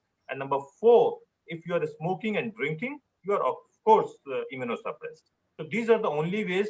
So whether MHRD makes the guidelines or ICMR, we are least bothered about this. We are most bothered at what we are doing.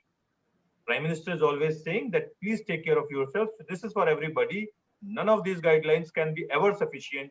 Take your own guidelines, make your own new normal, that how I am going to be the safe.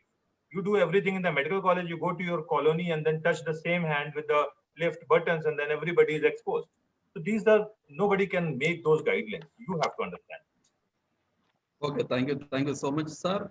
Okay, now the time has come for the adopting the new challenges. Okay, especially the school and the universities must use to adopt and improvise and overcome the unique challenge that we face in the present scenario. Okay, so by lack of time, so let me conclude. Okay, deliberately this session. Okay, so once again, I thank you all of you. Okay, so you have given the recommendation, suggestion, which will be useful for the further our students, our children, for the next generation also. And also the last but not least, I would like to extend my gratitude to the Tanu Miss and also the Chandan sir also. They're providing the great good platform for us, where we give our suggestion, our views, perception, and the recommendation also. So once again, I thank you, and also the participants also. Okay, so I would thank those participants for their patience and listening and continuous raising their questions. Okay, so once again, I thank you for all of you. I will keep in touch with. We will meet in soon future. Okay, thank you, ma'am. Okay, Alka madam also. Once again, thank you for all. Thank you. Okay, Chandan sir. Yes, thank you so much, Dr. Rejoice. In fact, thank you, sir, for moderating this wonderful session, and handling such renowned, learned people and so senior people with the decency which you have done, sir. And let me tell you, sir, the justice of this session topic and this event has been justified. And I think the listeners, the viewers who are listening to you, they got the answers and the clarity in what the medical institutes are facing towards. So we were. It was very also honored and delighted to have you all senior learned academicians and experts from the medical, dental, pharma, and the healthcare sectors from India, and you are leading the best and leading medical institutes of India. So we all enjoyed hearing from all of you. The deliberation was very insightful, sir. It was very knowledgeful. The adoption, improvisation, and even the opportunity of collaboration is what we are coming up with, sir. So this platform is opening the opportunity for collaboration with the government, collaboration with the corporate, many edtech companies, many technology companies who are coming up with new ideas, new innovation, which can be implemented in many educational institutes and medical institutes. So let me tell you, sir, you are the frontline warriors. So salute to whatever work which you are doing, sir. Let me do it right away. To you, Okay. your teaching staff, your non-teaching staff, the way the students, their parents are shouldering your efforts. And let me congratulate your leadership team, which is helping you and supporting you in whatever ways, financially, non-financially, and morally, and to just navigate through these difficult times which we are seeing. So the opportunities, the challenges, how to sanitize the SOPs, everybody is you're following so many policies and opportunities and threats. But COVID had also taught us, so many lessons. It has opened many chapters, and let us be safe and sensitize the younger generation and the students who are in the hands of you all gurus and respected academicians. So thank you so much for joining us again, sir. We'll be keep organizing such kind of events, and we'll be inviting you again and again to learn more about what best practices you are doing in your education institute. Thank you, everybody. Okay. Thank you. Yeah. Thank Thank you. you so Thank much. you, Chandan. Thank you. Thank you so much. Thank you. So I would request, sir, if time allows, you can keep your video off, because there is one very important segment which I'm going to announce. We have Mr. Sujit Das Biswas who is coming. So he's representing the edtech companies, the corporate and the solutions which we're talking about. We have the person who is representing Orai Robotics. He is the CTO of Orai Robotics and co-founder of E2E Projects Private Limited, and which is based out in Bangalore. So he is an evangelist and of the Microsoft Project Portfolio Management, SharePoint, and a Power BI. So many things which Orai Robotics is doing in terms of artificial intelligence, machine learning, robotics. So without wasting much time, can I invite please Sujit Das Biswas, CTO of Orai Robotics, what Orai Robotics has to offer to the higher education institutes of the country. Sujit. Good morning, good afternoon, and good evening, friends. First of all, thank you, Chandan, for the invite. And I want to congratulate ASMA, especially you, Chandan, and Rahul, to bring such a eminent speaker together in one podium and make it a true higher and tech leadership summit. And before starting, I really want to put my special thanks to all our doctors, medical staffs, and the supporting staffs who are trying 24/7 to keep us safe. Now, when it comes to my role in Orai, it is to make technology simpler, adaptable, and ROI driven for all our customers. Chandan, just let me know if my screen is visible so that everyone can see what I'm trying to show quickly in my presentation.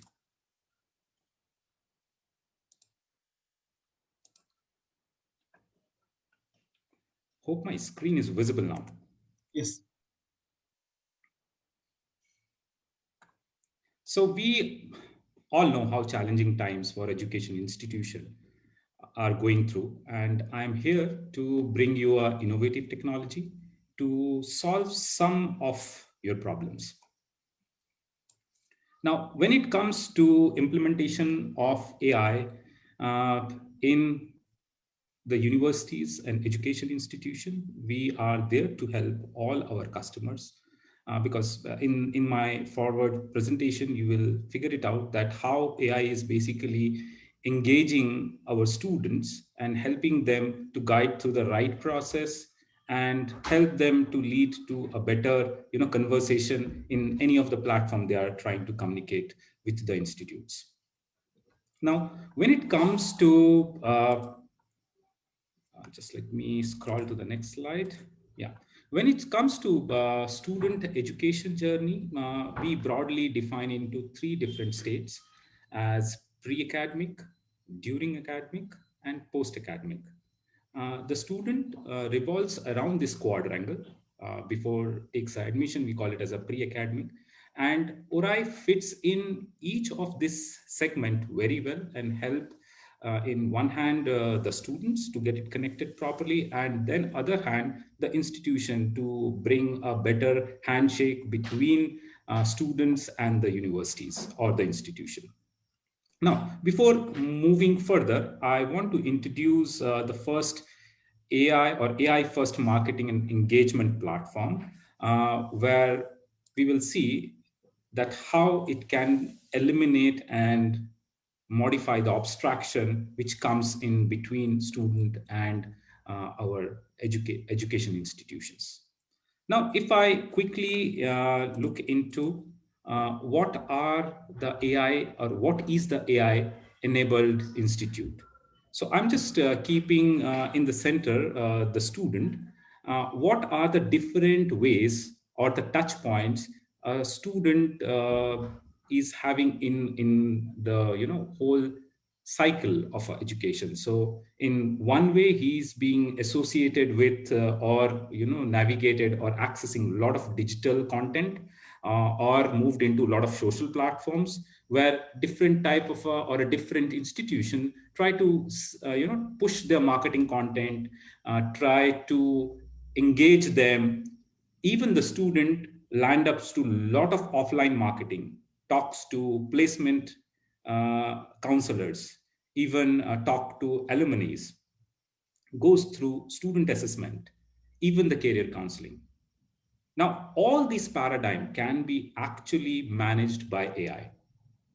Not only this, it can be a student in every day is being associated with a lot of learnings, a lot of academic assessment from a student, from an institution point of view. There are a lot of support assistance is going on, international assessment is going on, a lot of different assessment which can be built in into the system to give a better AI driven university can be accomplished with this technology.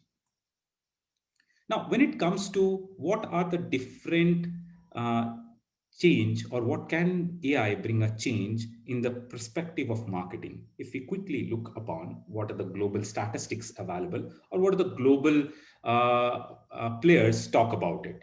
So as per Forbes, it says being 82% of marketing leaders plan to adopt AI to improve customer experience. Now, MIT Solon says 85 of executions, so 85% of executives all over the world believes in using AI for organization productivity and competitive advantages. So, and 40% of consumers are willing to accept a deal and offers from AI chatbot. This is by Ubicent. And 56% of consumer would prefer messaging over customer service calls, which is said by HubSpot. So these are the top most marketing company or top most brands which talks about how AI is basically revolutionize our daily life when it comes to looking into or picking up a brand or talking to customer center, customer support, talking to any institution, talking to any brand. Now, as per HubSpot, again, 71% of our customers are currently using AI-based tool in the form of messaging apps and chatbot assistants. Now, if we look at quickly, what do you think? What is the current target or marketed target for education institution in the primary in the primary stages. So if you look at what, where your major or where are the students, which platforms they're using more. So if you look at the quick analysis, I'll just move across to this slide, which gives you a better understanding. So this slide talks about majorly what are the different platforms is being used in a certain age group, and how much time spent is being given, or how much of a time is being spent by individual about or over these platforms. Now, we did a lot of analysis, and there is a global statistics which is available. When we collated everything, we have found that around 90% of the students are spending around 2 to 3 hours average time in WhatsApp. And 90% is, if you look at the application usage, 90% they are using WhatsApp for all or any type of a communication. The second comes Facebook, where approximately, again, 3 hours time is being spent. And there are, again, 90% of users are using Facebook, when it comes to web pages or website, the whole statistics actually drops down, which says around 1 to 2 hours a day a student spends on a website, and 60% of our total usage is there. And rest of the chat platforms are 10%. So if we predominantly look into this statistics, it's very clearly suggested that either Facebook or WhatsApp is being used majorly by the student community and is being used extensively apart from the website. So before moving to my next slide, I just want to share a quick use case of one of our institution one of our customer, where we implemented, initial implementation is going on. And this quick use case will give all of us an idea that how effective and what was the benefit of this implementation. So to start it, this implementation actually started somewhere when the COVID was touching India. So in the month of Jan and Feb, we started this specific institution's implementation. And the implementation was rolled out in completely moved into all the parameters, like Urai is being integrated to the customer's website. So the institution website, they had the WhatsApp channel available, their Facebook is integrated with that, their Instagram is being integrated. So all the internet facing platforms are being integrated with Urai. It was the month of February, and by end of month of February, we all know what happened in India. And the first week of March, all the institutions were down. We were moving into a bigger crisis. The people were still sitting home. The students is being asked to stay back. The institution have stopped their working. Less staffs were there in the universities and colleges. At that time, what happened? More and more calls or the queries came to the institution. The problem for them was there was no supporting staff, or there was no call center team, or the counselors were available to address these number of queries, because suddenly there was a flux of queries which is coming to the institution asking about what will happen, when institution will open, when I can, I have paid my fees, what will happen, when I will get. All type of different queries were coming to the call centers, and it is got flooded and choked out. There were two important things which was happening. One, less of staff availability and more of queries, which is there. Now, at that point of a time, the best part was Urai is being implemented in all of the channels. So all the queries which were asked in their website, in their Facebook channels, everything is got answered over a minute. A lot of queries is being resolved then and there. Even if the query comes somewhere around late night, 1 o'clock, 12:30, post official hours, all of them get answered over a minute. So the institution which I'm talking about actually got a bigger benefit because all the conversation is being answered automatically by Urai. Now, sooner or later, we have seen, what impact it did on our admission cycle. And we know institutions where withdrawing a lot of their or cutting their digital spends, but still they were having certain digital spends ongoing. Now, at that time, ORAI is also getting integrated or was integrated with the institutes, Facebook pages, or digital campaigns and everything. Very interestingly, what we have seen, all the conversion rate of the admission suddenly touching 2 digit, where earlier it was single digit. Now it is touching 2 digit. Now you will ask me, how come this is possible? Because once the things were normal, we were not getting admission. With ORAI, what change it made that the admission or the conversation process touched 2 digit. So that's where I want to introduce you with ORAI, which helps you to reach, engage, retain, and sustain all your students across any digital platform.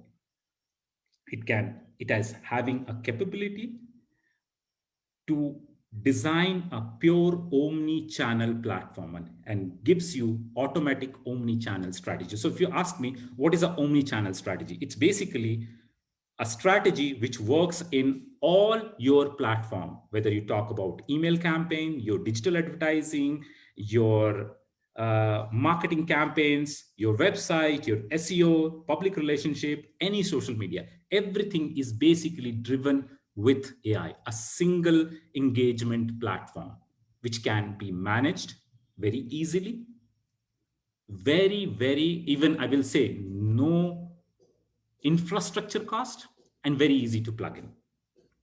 Now, how it works. When I said how it works, I want to quickly show you a quick video. Now, earlier days, we all know how students get connected with institute. They need to research, Facebook, website. Now, with ORAI, this is one of our platform as WhatsApp. As I said, the reachability in WhatsApp and Facebook is high. So this is a quick demo of how a student is getting connected with the institute over a WhatsApp. Here you go. So now what is happening is basically a student opens up a WhatsApp, looks for a Rumta group of institution. This is one of our institution, and said hi. So the student not need to even go to an institution website, and all the conversation is being automatically managed within WhatsApp. Now you see there's a conversation, student is typing about detail, all the information is being automated and be managed automatically with the AI. The best part of ORAI is it communicates with the student, it engages the student with the possible answers which he or she is looking for at that point of a time, and guide it to a right path and give all the possible answers automatically without any intervention of any human. A completely automated. Now, not only this, apart if the campaign which is executed in the Facebook, that is also getting integrated. So you don't need to change anything in the Facebook. A static single ad which we run in Facebook can also be integrated with ORAI, and the same experience can be seen there. So that's how, if you ask me, how we touch double digit is basically setting up a omni-channel strategy where a student can be, or different parents and students can be engaged and managed in a single platform. And all the information which is being collected, all the conversation which we had, straight away sent back to your CRM. And your counselors are talking to a valid and correct information of a student. They have all the information in their fingertip to talk about. Now, with this platform, if you ask me what other things we can do, so ORAI has a capability to design your campaigns. So if the student is connected with you over a web, or from a website or from your landing pages or from any of the platform like Insta, Google Ads, any platform, you can design a campaign within Orai and decide that in which interval it should be sent to your students. Whether it's a notification, whether it's an information, you can plan this. And Orai automatically sends this information to the channel where the student is available at that point of a time. Everything is automated. You just need to design a content and design the time that, yeah, in this time, in this content, this is being designed. Orai takes care of everything. Orai decides that, okay, I see the student is right now available in WhatsApp. So it's sent straight away to the WhatsApp. I see the student is available in Facebook. The campaign is shoot immediately in the Facebook. So all the content strategy, as I said earlier, can be designed within Orai platform. Now, what we say is basically meet your audience where they are. We know around 2 billion users are available in WhatsApp. And any given point of a time, around most of the users are using WhatsApp in ratio of 3 to 4 hours a day. Why not use this tool as one of a medium of a communication to all your students? Answer all the queries there. Inform all the data which is required to be informed there. All the notification is being automatized. Everything is over WhatsApp. So quickly, there is a campaign which is going forward from our side, around 45 days of free trial. Please go ahead and scan this code. You will be, or you are eligible to get this 45 days trial, experience this tool by yourself, and allow us to help you to design your strategy, marketing strategy, to give you a unified communication. Thank you all for listening me. Back to you, Chandan. Yes, wow. Thank you so much, Sujit, for helping us understand how Orai Robotics and the other new medium of digitization and new learning through artificial intelligence, robotics, and AI can transform our business and help getting all the prospect leads to our handsets and mobiles. So it has not been only WhatsApp; it is now the conversational WhatsApp, which it's a one level above. And with all this, we all are aware, all the educational institutes are aware of it, but I think many of the educational institutes are either having a person to handle the situation, they're having a department to handle the situation, or they are aware that they should, go deep into it, but they don't get a right, path or a guideline or some, that attention that which could be the best organization or which could be the best service provider who can actually help me in getting this.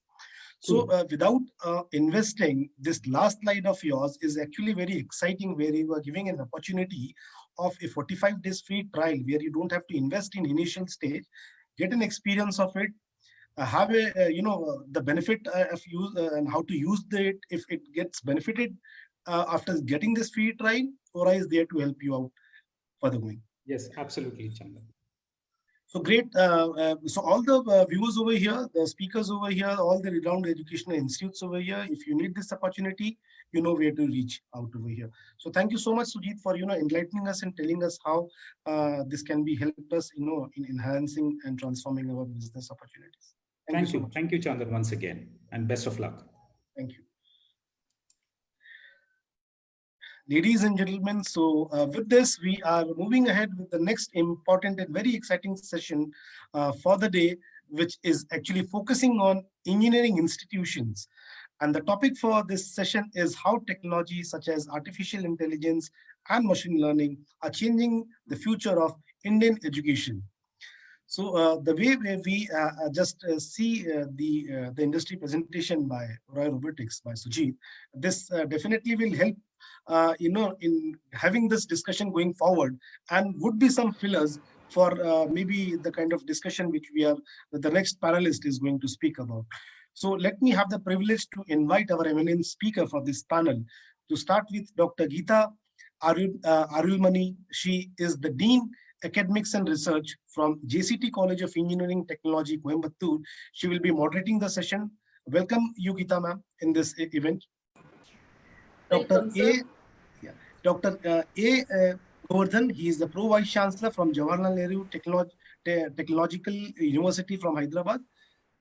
Dr. Vikash Mishra, Director, Gitanjali Group of Colleges, Udaipur. Dr. Alan Balirov is the Principal and Dean, Bharati Vidyapit University, College of Engineering, Pune. Dr. Prakash Patil, he is the ex-Vice Principal and ex-Dean, Academics, Diva Patil College of Engineering, and Professor, Diva Patil University, Pune, Ambi. And Dr. P. Bhaskar is the Principal, Gates Institute of Technology, Guti.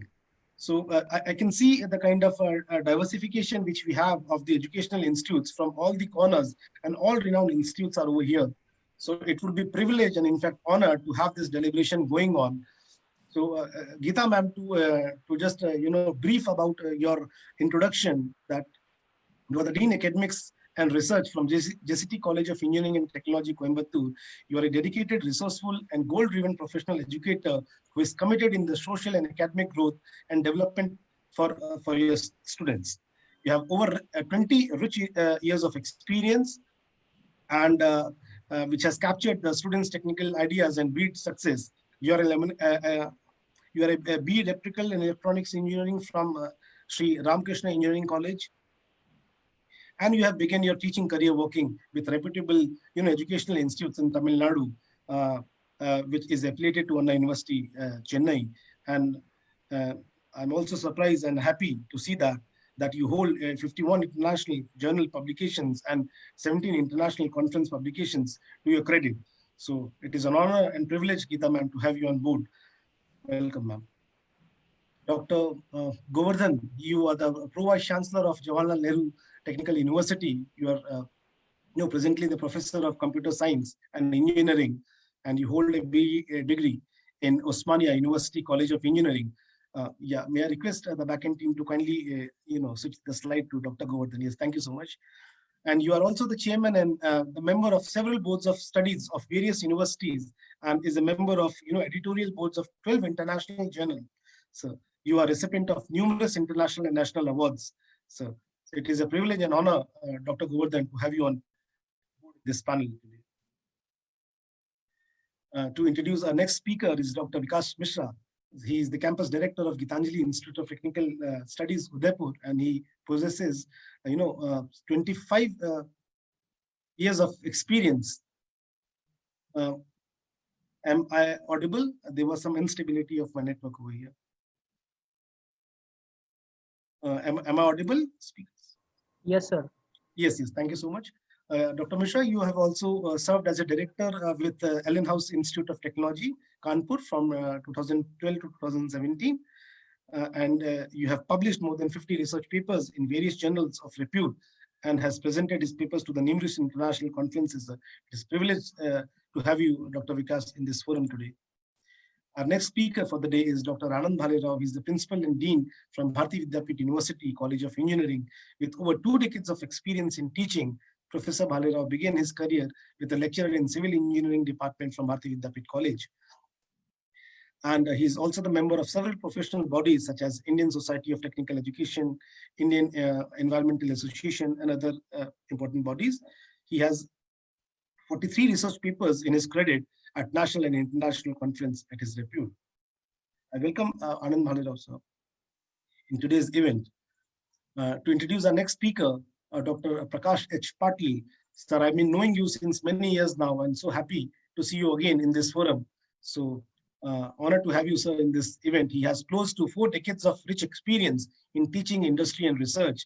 He was previously the Vice Principal and Dean Academics and HOD in Diva Patil College of Engineering.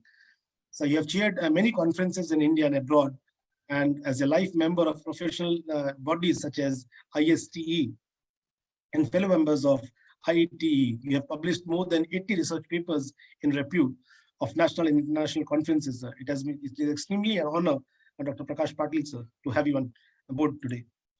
To introduce our next speaker for the day is Dr. P. Bhaskar. He is the principal of Gates Institute of Technology from Guti. He has a total experience of 33 years in academics. He's a BTech in Mechanical Engineering from SV University, Tirupati. And he conducts guest and expert lectures in training programs in various and renowned educational institutes. He is an author of numerous research publications in both national and international arena. Dr. Bhaskar is a recipient of several awards and accolades in your KT, sir. It is a privilege and honor, Bhaskar, sir, to have you on board. So without wasting much time, may I please hand over the mic to Dr. Geeta.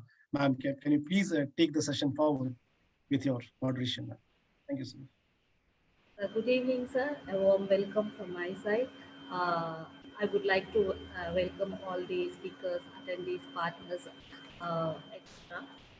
Since Mr. Chandan has given a brief introduction about all the speakers, we'll directly move on to sessions. So today we are going to have a discussion about the most important topic and necessary topic. During this pandemic session, what the COVID has led to change many of our activities. So one is our education era. So we'll just have a discussion of how technology such as AI and ML are changing the future of Indian education. So the first question what we'll be discussing about is how can technology such as artificial intelligence and ML can be leveraged to other personalized learning experiences to students? Sir, Dr. Govardhan sir, can you have a discussion on this, sir, your ideas of this? Am I audible? No? Yeah, but you are audible. Ma'am, let me just, interrupt and, just tell you that Dr. Govardhan and Dr. Alan Balirov, because of some technical issue and some importance, they could not, attend this event over here. So we just have 3 panelists along with you, ma'am. Dr. Govardhan and? Dr. Alan Balirov. Yeah, so they would be trying in case if they join, we can continue with the session, ma'am, or we will be requesting you to, if you can, follow the timelines and we can stop the session by 5 p.m. Sure, sir. So can I ask Dr. Vikas Mishra, can you have a discussion, sir? Thank you, ma'am. Am I audible? Yes, sir. Yes, sir. Thanks. Good evening. First of all, good evening to all. Everybody, it is indeed my pleasure and privilege to be on this virtual platform with such eminent dignitaries, and my special thanks to ASMA for giving this opportunity to be part of this very well organized conclave and on a very relevant topic. And as Dr. Geeta ma'am has very rightly pointed out, or he has put forward the entire perspective, that obviously in the current situation, in the current era, as we all are aware, and this I am probably the panel will agree with me, that it's now a new normal. Whatever we are into a current situation, it's a new normal where we have to, as an educational institute, as an academia, we have to deal with it. Certainly, as the topic goes with the impact of AI or machine learning. Obviously, AI and machine learning are terms which have created a type of buzz all around the world. The importance, we are very well aware about the importance of machine to our life. Obviously, the changing of life has in terms of the impact of machine, the way machines are impacting our day-to-day life has given more importance to this continuously changing era of technology. And when it comes to academics, I strongly believe that into an era of Industry 4.0, we need an educational institutes or universities of 4.0 curriculum. We can't educate as an educational setup. We cannot go or we cannot stick with the preset norms or what we were following some 10 years back, and we can survive and we can create the ecosystem, because probably industry today needs industry ready professionals, where today is a concept of plug and play. So when it comes to about AI, machine learning or IoT, data science, these are all the technologies which are going to play a very major, very pivotal role in terms of into the development of society, into the development of the entire digital world. Obviously, challenge.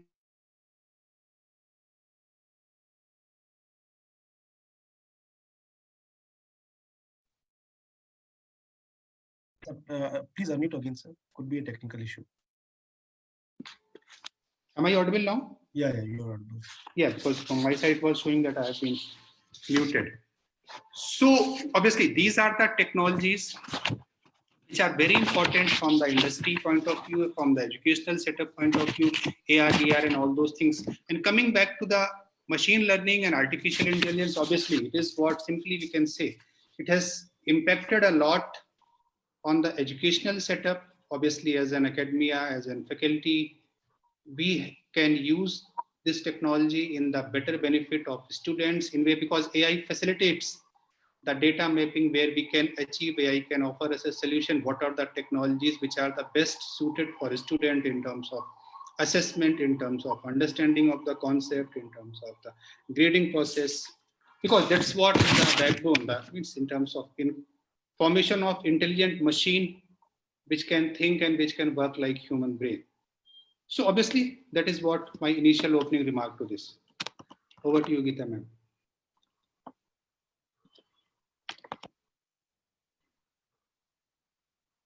Geeta ma'am, please unmute.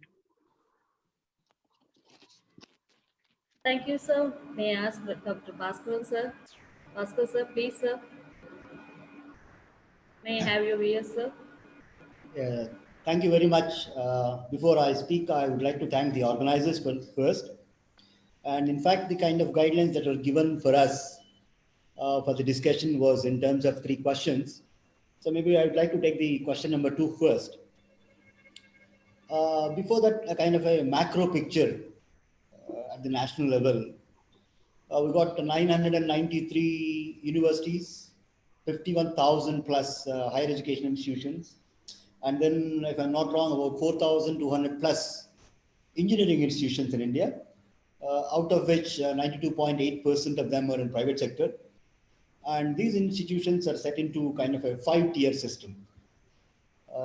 Premier institutions such as IITs at the top level, then NITs at the second level, and the university institutions are tier 3, and the deemed to be universities, autonomous, independent, standalone institutions, tier 4, and tier 5, these self-funding affiliated institutions for all the universities. And then even if we look at kind of a number of average students in each of these institutions, we're looking, let's take an average of 1,000 students in each institution. So we're looking at close to 4 million, 40 lakh Indian young engineering graduates across the nation. And then when we look at, it's very interesting because I just want to link this.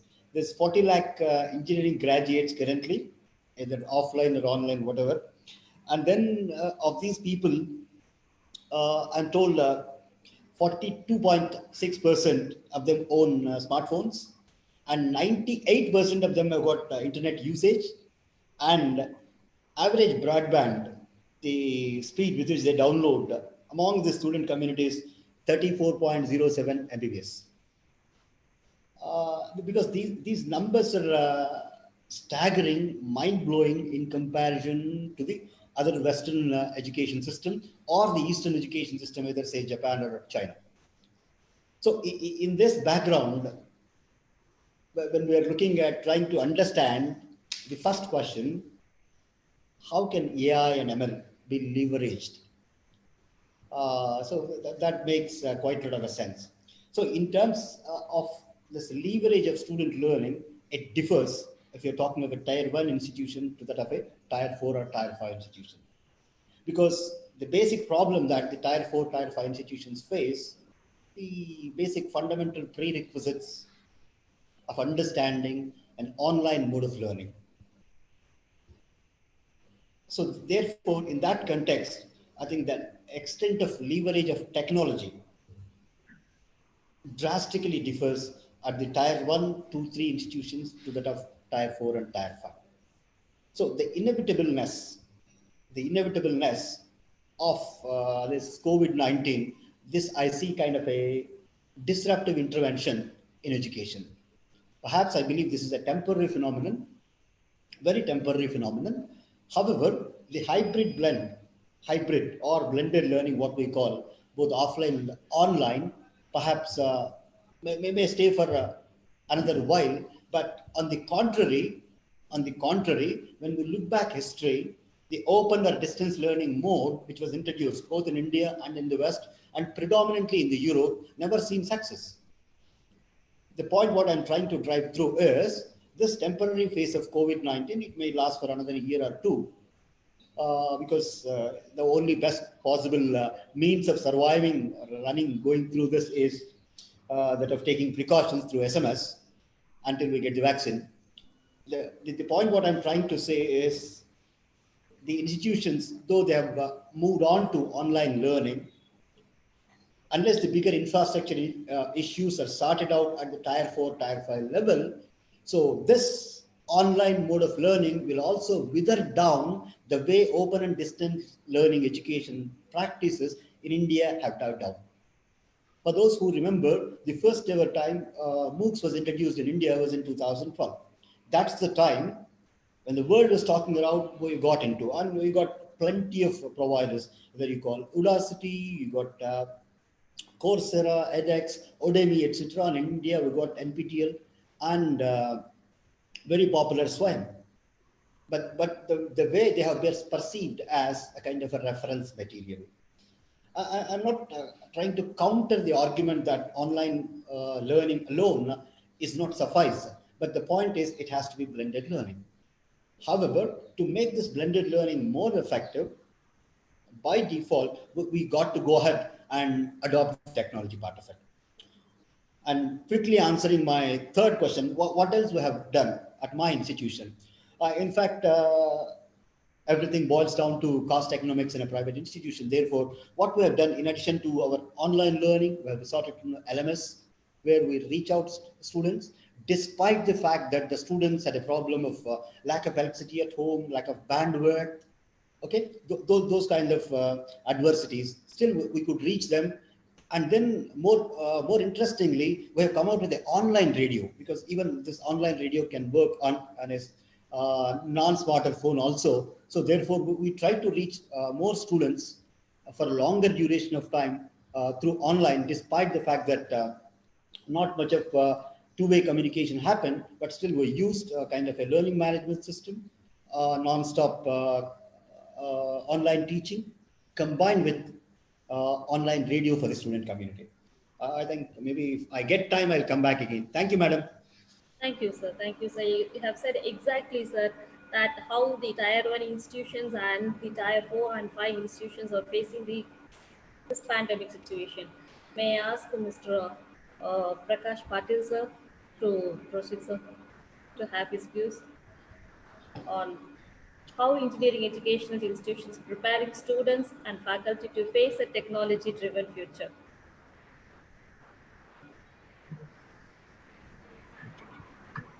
Am I audible? Am I audible? Yeah, you're audible, sir. You're audible. Yes, sir. Okay. So as far as myself is Dr. Prakash Patil from G.Y. Patil University, Ambi, Pune. For this year, we have started our new university, that is State Private University, and we are having engineering, architecture, management, pharmacy. These are some of the courses we are running. So as far as our campus is concerned, with the help of the technology and the online learning, we have here started with the new technologies, that is such as blended learning we think of. And here also the online learning, our all faculties and all students, they have done Coursera courses related to their subjects. So Coursera is one thing, NPTEL is another thing, Swayam is there. So these are some of the online mediums to be used by the faculties and the students for the understanding of new subjects and to enhance their knowledge so that they can reach up to the requirement of the students as far as a particular subject is to be concerned. So that is there. So AI will be a game changer for the Indian education system, and because AI might just be the single largest technology revolution of our lifetimes, with the potential to disrupt almost all aspects of human existence. So with many industries aggressively investing in cognitive and AI solutions, global investments are forecast to achieve a compound annual growth rate that is of 50.1% to reach US dollars of 57.6 billion in 2021. So AI is not a new phenomenon with much of its theoretical and technological that is underpinning, but developed over the past 70 years by computer scientists such as Alan Turing, Marvin Minsky, John McCarthy. AI has already existed at some degree in many industries and has already existed in governments. Thank you to virtually unlimited computing power and the decreasing cost of data storage. We are on the cusp of the exponential age of AI as organizations learn to unlock the value trapped in vast volumes of data. So as far as this, we need to incorporate this AI in all universities. We should employ, that is, there should be better infrastructure for the online teaching learning. So earlier it was offline teaching learning. Now we should convert it into online teaching learning. So teaching learning is the foundation of any higher education institution, and we should empower that. But nowadays, there is a lack of infrastructure in rural area. So during the COVID situation, most of the students are from the rural background. They don't have gadgets. If they are having the gadgets, they don't have the internet connectivity. These are some of the, there is no electricity in some of the villages. So it is very difficult for the students from the rural background to adopt with this online teaching, learning, and with the help of this AI. So artificial intelligence and machine learning will help a lot for not only for organizations. For example, the best example is at the reception level, the chatbot is there. So the moment some visitor comes to the campus, the chatbot can interact with that particular person, and it can ask that, may I help you, and what information you need, whom you want to meet, and all that. So just like auto chatting is also there. Suppose in the admission nowadays, it is very difficult to the physical admissions. Students are not visiting the campuses. So in some of the cases on WhatsApp, there is the auto chatting is also possible. But once we browse on the website, the students browses on the website, then immediately it is to be answered automatically. The answer is to be given, and based on that, all information that is required by the student is given automatically on the WhatsApp chatting. So Facebook is also there, Instagram is also there, Twitter is also, that is Twitter is also there. So all these mediums are very much useful for the admissions are concerned, exams are concerned. Suppose nowadays online exams are taken by all the universities. So proctoring is also required. But this time, because whenever the exam is going on, whether the student is giving examination from his desktop or laptop or the mobile, and he's sitting in the house. So it should be captured that whether he is copying or not. So the proctor system is also used over there. And in that case, it also helps so as to make this online examination system more accurate and more that is populous. And just like we are conducting the exam in the classrooms and all that. These are many challenges also, many opportunities also. And within after this COVID also, within next 6 months or 1 year, there will be new dimensions for as far as the higher education institutions are concerned. Because as far as teaching learning is concerned, as far as placement is concerned, as far as trainings are concerned. But one advantage is there with the help of the online, that is this AI and machine learning, with the help of the AI and machine learning, it is possible to develop various apps, and we can, our students can be aligned with this all these apps, and they can get the knowledge, the recent knowledge. Also, they can attend the expert lectures from any person for the world. If it is a guest lecture or the webinars, you can attend it. Any summit, it can attend it. Also, as far as the practicals are concerned, that is experimentation is concerned, virtual laboratories are also there, just like IITs. We are taking the practicals in our campus on the virtual laboratory, virtual platform.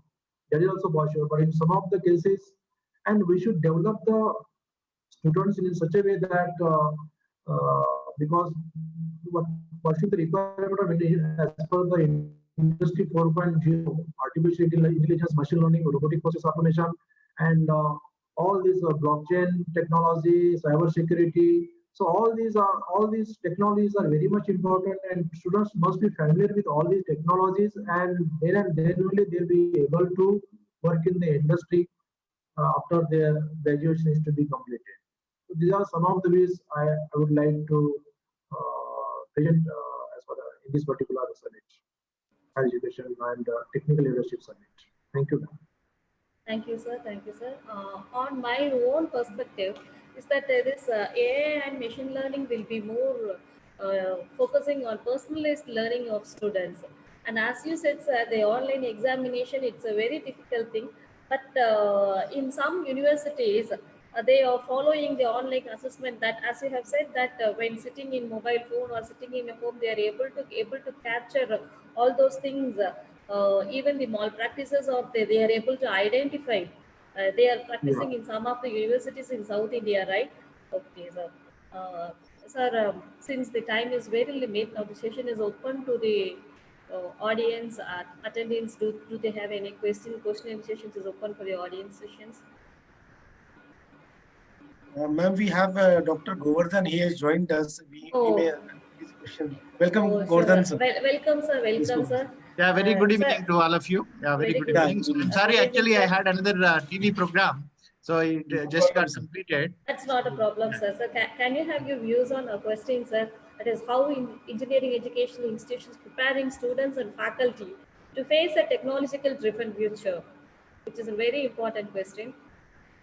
Yeah, so as mentioned by all the previous speakers, so you in spite of this, the serendipity stroke of COVID-19 pandemic, you see people are taking this challenge and as an opportunity, and you see a paradigm shift in digital transformation and creating the digital infrastructure across the globe, and we are second to none. From the Indian context also, you see a growth of, at the global level, 0.3 billion digital, users in the month of February too.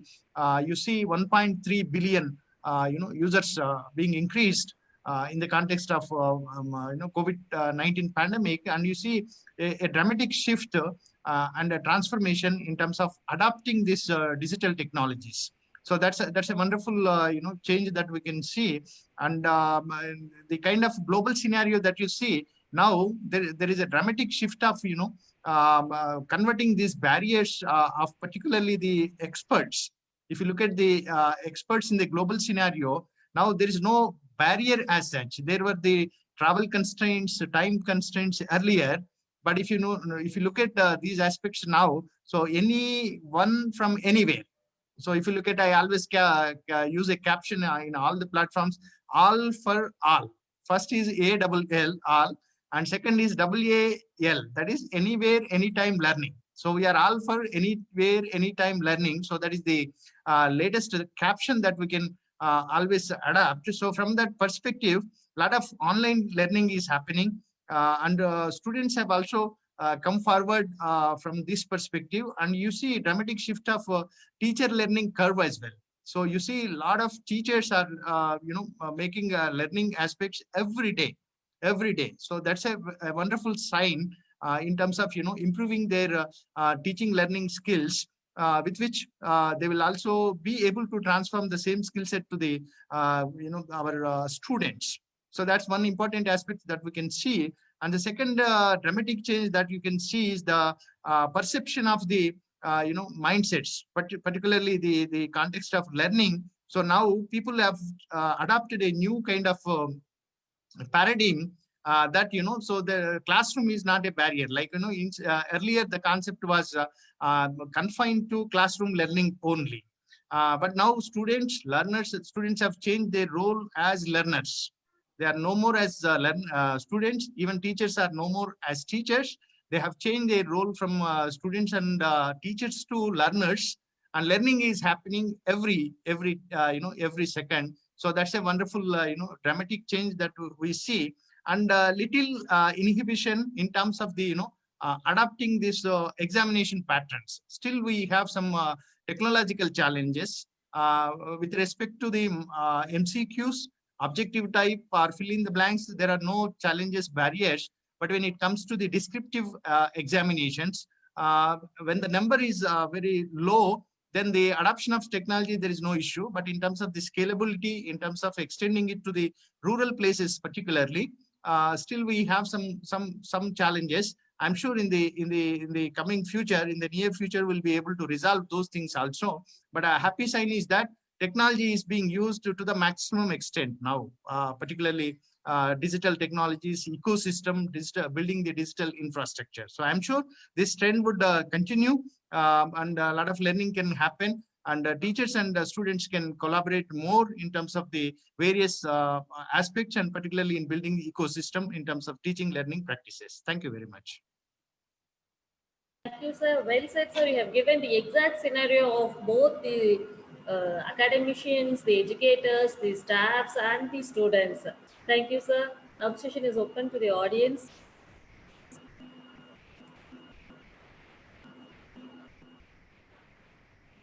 My question to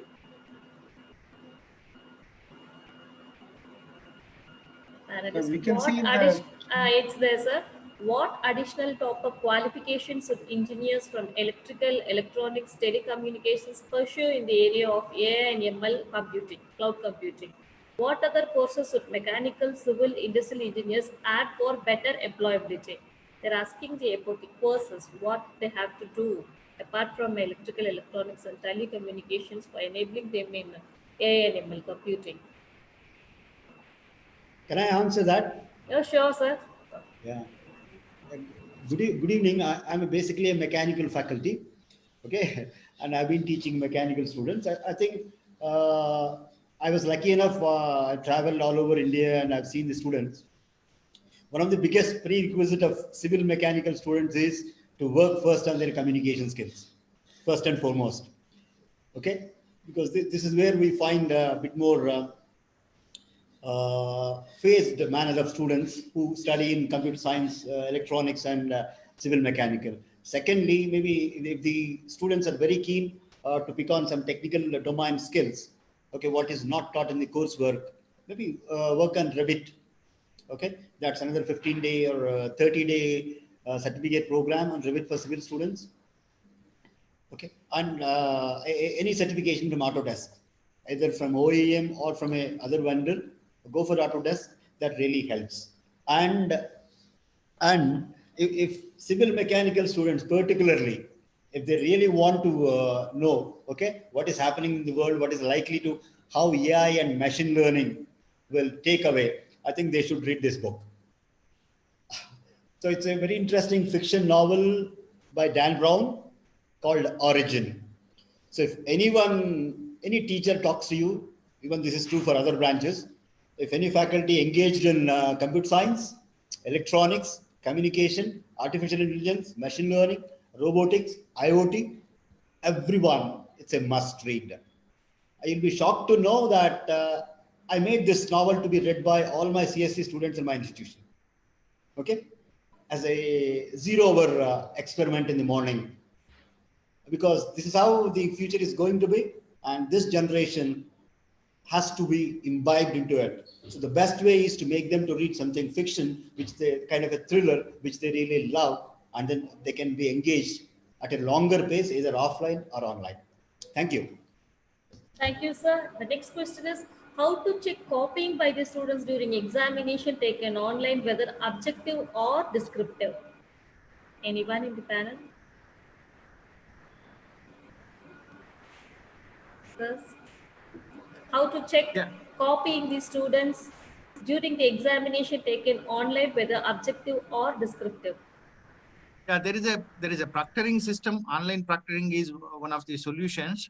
And if you look at the technology, even the technologies are going to the tune of identifying the iris movement as well, right? So iris movement can also be captured, like whether the student is genuine or a student is copying or any other malpracticing activities are taking places in the process.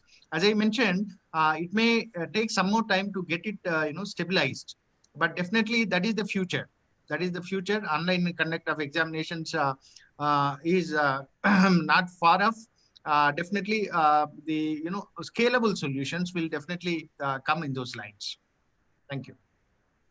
Thank you, sir. We hope that the things may change, and we'll come to the end of the session. I hope that the suggestions and the discussions, what we have put in here, will be helpful for both the academicians and the education. Thank you, sir. Thank you for all the panelists. Thank you. Thank you, sir. Thank you. So thank you, Geeta ma'am. In fact, you did a wonderful task, ma'am. A lovely moderation done by you. And I'm very glad and very honored to have such a renowned and learned panel from across the country. So you are representing one of the best and good institutes of India, and the way you have you're navigating yourself with your teaching and non-teaching staff along with the support of the students and parents is really appreciable, sir. Many of the listeners over here were actually, they wanted to have this deliberation and wanted to hear that from your mouth. How are you leading from your role, and how are you, transforming the traditional mode of education or maybe the digital mode of education into much newer age of learning, and how artificial intelligence and the new age of learning has been transformed mode of learning, and the participation of student was how much. And it's so the role again to your level and to your leadership level is two ways. One, you have to equip yourself, you have to equip your teachers, and again you have to see that the proper communication through proper channel is been delivered to students or not. Examination is another challenging role. How to assess that examination is another challenging role. So is the platform okay for whatever kind of research work which you are doing? So the main challenge, what I feel or think is how is the practicals getting handled? What are the laboratories doing as in current situation?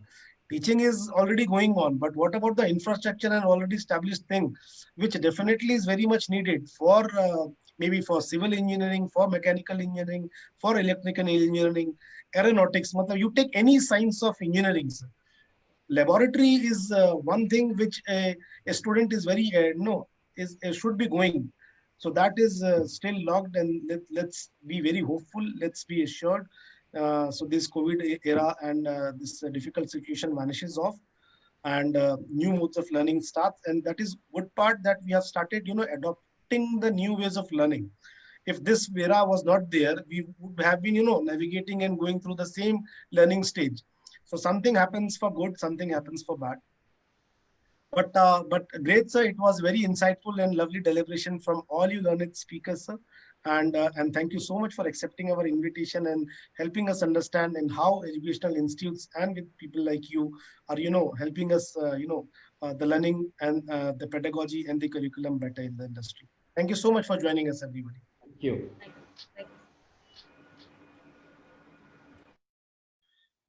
Yes, ladies and gentlemen, so thank you so much for being patient, and and thanks for your participation in you are being very kind enough in asking and raising questions, and we are making sure that all these questions raised are being getting raised by the eminent panelist, and it is getting answered by you. I would request everybody to please have a participative mode of this event, so that it makes the deliberation and the kind of discussion more interesting. So with this, let me take you all to the last panel for the day. And in fact, a very interesting panel for the day is we'll be talking on technologies that will drive the tech revolution in India's education system. The panel is focusing and featuring the B schools. So we have a renowned and eminent panelist from top B schools of India. To introduce the panel over here, it's the first name I would like to take of Mr. Suku Bhaskaran. He is the president of GD Goenka University, Gurgaon. I welcome you, Suku sir, in today's panel discussion. Mr. Cecil Anthony, he is the chairman of NSHM Knowledge Campus in Kolkata. Professor Ramesh Behl is the director of International Management Institute, Bhubaneswar. Major General B.D. Wadhwa, He's the Director General from ILM Greater Noida, Dr. Bijal Javeri, Dean Director, Faculty of Management Studies, Parul University, Vadodara, Mr. Dr. Naveen Dasji, he's the Dean, Academics and Dean, School of Business and Economics, Adamas University, Kolkata, and the panel will be moderated by Mr. Vishal Tiwari. He's the Zonal Manager, No Paper Forms. So No Paper Forms is also a supporting partner, and this event is actually powered by No Paper Forms. So this is actually an opportunity of collaboration and between the corporate, between the government, between the academician. This is how the era of COVID is teaching us: networking, collaboration, skilling, reskilling, upskilling. So thank you so much, all the renowned panelists, for accepting our invitation and taking a part in this panel discussion. So without wasting much time, let me hand over the mic to Vishal Tiwari. Over to you, sir. Thank you so much, Chandanji, and thank you so much. And I'm really feeling honored to be moderating this extremely experienced people, and also an opportunity to meet all these people live here. Most of them being our client, having a live interaction with them. That's really a pleasure and honor to be here.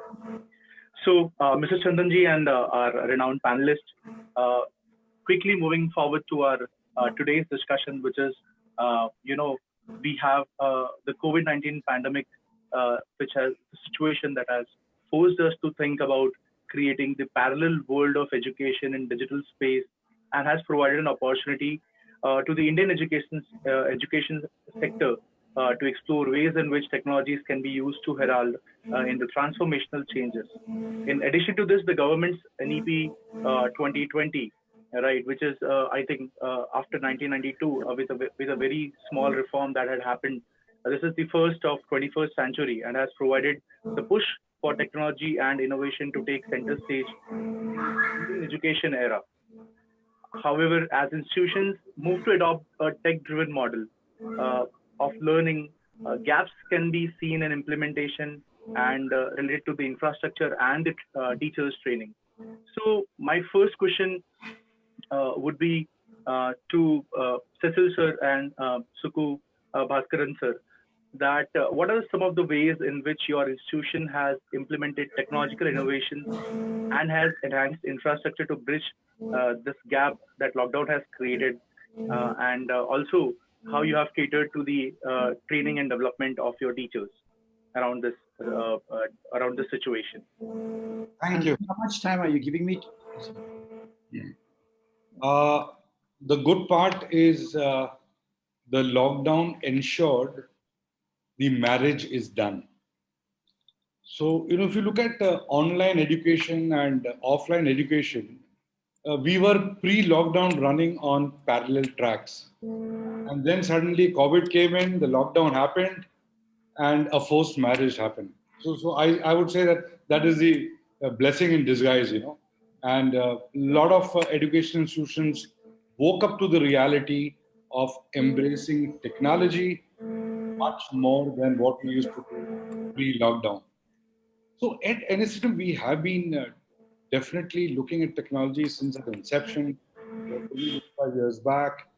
So while we were the first ones to bring the Apple, Adobe, and Autodesk to this part of the country way back in 2003, right from there to getting IoT just before COVID, and then working with Zoom, and finally the Microsoft Team licenses, it was a natural transformation. The second good part which happened with us was, we have been working on an ERP for the last so many years. Especially in the last 4 years, we've been working with TCS Ion, which had a learning management system. And the last 1.5 years, we've been very actively working on the LMS. And I think the best part of COVID was it made all the students, it made all the faculty, all team members to move towards the LMS, which was always a challenge. So, biggest challenge has been change.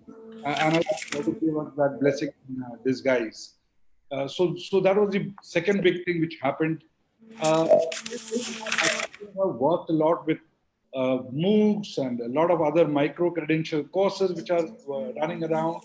And then we've been working a lot on the 7 EduTech plan framework, which is comprising of an editorium, a hybrid class, MyCall, My Life, My Ticket, Hotshot, and LMS. We've also advanced partnership with people like Coursera, Harvard Business Online. They cater to this training needs of our students and our teachers. And the biggest thing which we have done, I think, in the last month is all our team members are now undergoing online education training from Harappa Education. So that's a big session which we are running through to equip our team members with the technology tools. We are very close working with something called Mend, MEND, not assessment, because assessments require to change, and we need to bring in that mending part to it. And we're also working with something called Blue Chip in the organization to ensure that the skill development and training happens with all our team members, all our students, and ensure that in the days to come, our focus on innovation using agile methods, design thinking, and active learning, keeping the higher education learner centricity and experience will give a lot of dividends. Thank you so much, Cecil sir. It seems that you were not completely, but you were already in lines to what the next level of education and it required, and already having a vision to expand to different services digitally as well. Maybe Suku Bhaskaran sir would like to add something more to it. If you don't mind, I would like to add. Sure, please, sir. Quite a bit to it. So I'll take a few minutes to doing this. In lots of ways, what Dr. Cecil Anthony said, we are somewhat on a similar track, and I'm glad that there is no differences in the approach. We work on two important things. Number one is we leverage technology and use technology to create a more inclusive development with the students and others. And I'll just speak to that for a while. It's amply recognized that to use technology as a tool, which we do, as a tool and a catalyst to create a more inclusive approach to teaching and learning, yes, but we use this for all other scholarly purposes, including research, collaborative scholarly endeavors with our partner institutions. So we have been using technology for quite some time. The university itself is a relatively young university, 6 to 7 years in operation, but we had a very strong engagement with Lancaster University in the UK to deliver their courses in India, and that alliance existed for about 12 years. So technology was important, especially when you're engaging with an overseas university. Now, what does technology do? Is pure common sense. Technology enables speedier and more cost-effective joint research projects, which we are very active in, joint teaching learning engagements, joint faculty development endeavors, and the adoption of contemporary teaching learning practices, such as what Dr. Cecil spoke to, blended learning or flipped classrooms and all of that. So we have been using technology very intensively for at least the last 10 years or 12 years. Now, and just like what he spoke, and this is where the similarity would end, the transition to incorporating technology for us was not an outcome of COVID-19 and the enforced campus shutdown and social distancing, but something that has been entrained in the global higher education space for maybe half a decade, 50 over years, and something that we at Goenka has been adopting for several years. At least 10 years we have been down this path, but perhaps it has accelerated a bit in the last year or so. The shift to leveraging technology for us has occurred through a variety of capabilities. Number one, again, Dr. Cecil spoke to learning management systems. Yes, we were using Moodle, Angel, and all of this for quite some time. We shifted from one learning management system to the other. And for teaching learning engagements, for a long time, we have been using the LMS. Other things that where technology has been important to us is, for example, bibliographic databases such as Science Direct, EBSCO, SCC, and Hain Online. We have been subscribing for these databases for a very long time, and therefore our students had always had that opportunity to access high quality journals and ebooks online. And to me, that is technology. That's very, very important. And of course, again, like perhaps several other institutions, we had adopted plagiarism software, the Turnitin, for a long time. Again, it was a means of developing good academic practices among our scholars. So we had introduced Turnitin for a long time, and recently we have changed to the free software made available through UGC, Urkand. Now we have shifted to that and that's one very good thing that the government has done, making available the software free of charge for the use of a larger group of universities now. And of course, we have been using, especially from the management school, ours is a more comprehensive university, but thankfully my discipline is management, so I can talk to this. The use of simulation software such as Markstrat to readily undertake peer-to-peer collaborative projects and analyze in real time the effects of decision-making and modeling outcomes. So we have been doing this for several years. We had invested in these capabilities. This is a recent development, we now enable the recording and transmission of lectures for students to listen on the go, anytime, anywhere. So this is a new development where we start to record the lectures that are provided in the class so that students can access it anytime. And this is another very strong area where we work very strongly, and it has accelerated very recently. Now we enable global engagements in teaching and learning and research. For example, academics in our partner institutions would deliver at least 2 or 3 lectures.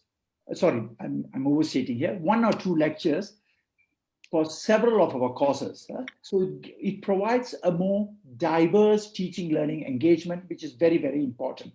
So we are doing this very actively. In the last couple of weeks alone, we would have had 2 to 3 lectures by academics in our partner institution teaching into our programs. And that's different. It's not just a very simply providing a lecture, but part of a topic in a course. That's working very, very well for us. Then we have got integrative learning approaches through concurrently delivering lectures to students in institutions in different countries. And that's been an approach which we are eyeing now. We are very much eyeing the possibility of developing integrative teaching. That means, say we provide lectures, someone else provides lectures, their students can come into our lectures and we can go into their lectures. That requires a lot of technology and other things. And this is something that my alma mater, Monash University, does very actively with Warwick University in the UK. But I think we might be quite slow in getting this because of various technological and cost imperatives. And very important, if I can add this last bit, please. It's extremely important because you are talking about inclusivity in education. So in inclusivity of education, what you got to bear in mind also is the adoption of assistive technology. And this is not very widely considered. And I think it's extremely important. So assistive technologies such as voice control recognition, text to voice converters, etc., for students with disability. So if we are truly talking about inclusivity, we must think of these approaches as well. So these technologies or actions in adopting technologies have created the wherewithal to foster further massification of education and thereby provide larger number of individuals the opportunity to access quality education. And massification of education is happening in a big way, has happened in a very big way in the Western developed countries, where you had this original basis of being very selective into who gets into the education, into higher education in the 70s, on to developing opportunities for people from lower socio-economic strata and others who are in the workforce already to again go back to education. And also that means reducing the entrance requirements marginally so that others too can get higher education, and also the introduction of various skill-based courses such as hospitality and tourism and fashion and design, which were much earlier on was never part of the higher education space. So we have done that as well. So what we have achieved through integrating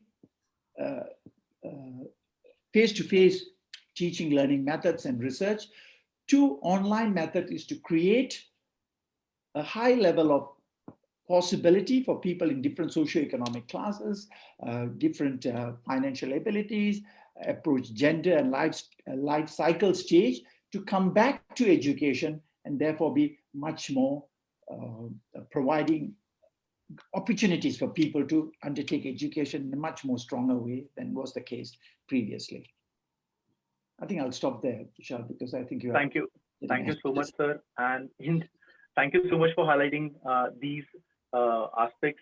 And continuing with that, I'd ask to Ramesh sir and Naveen sir that if in this direction itself, whenever we have leveraged this technology, what impact in terms of productivity and efficiency were they able to see, or the change were you able to explore some new horizons or newer aspects which were not explored earlier?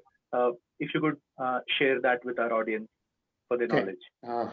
Thank you, Vishal.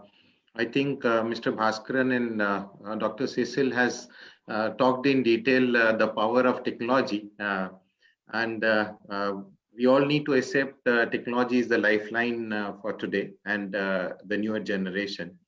And an institution, if they don't adopt the technology in an early stage, they would be left out.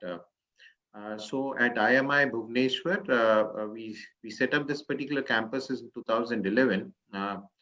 And from day one, we basically focused on one basic philosophy, that there has to be a synchronous and an asynchronous way of learning.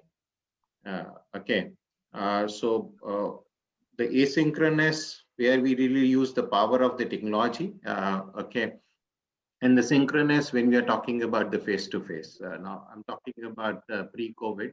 Let's not talk about only the COVID part of it, because when the technology is the lifeline, then we need to really understand how you adopt these technologies, right, and how you integrate these technologies. Dr. Cecil talked about, Dr. Bhaskaran talked about too many technological initiatives, and these are true for all of these institutions and true for us also. But the philosophy on which the IMI Bhubaneswar works is that we talk about creation of a knowledge, application of a knowledge, and a dissemination of a knowledge. That's our strong thought process on which we basically work. So when we are really trying to talk about creation of a knowledge, we basically talk about creating a complete ecosystem for your developing your teaching and training materials. And then also getting into the creation of a complete ecosystem for your research, where you tend to involve your students and the faculties also. Now that's a complete framework which we really talk about it. And all of this is technology driven. I'm not going to repeat some of these points because the technologies are quite common now, and everyone is trying to integrate those. When we really talk about an application of a knowledge, we basically have created a lot of application labs for our students. Some of them basically run on simulation or simulation-based learning processes. So what we have labs for each of the functional areas, right? And depending on that, the technological interventions have been created where they basically try to apply that particular knowledge, what they have actually acquired from the faculty and the peer level. And in a management education, one of the strongest thing of learning is that you create a peer level learning. Okay, more and more of that, rather than doing a spoon feeding from a faculty perspective.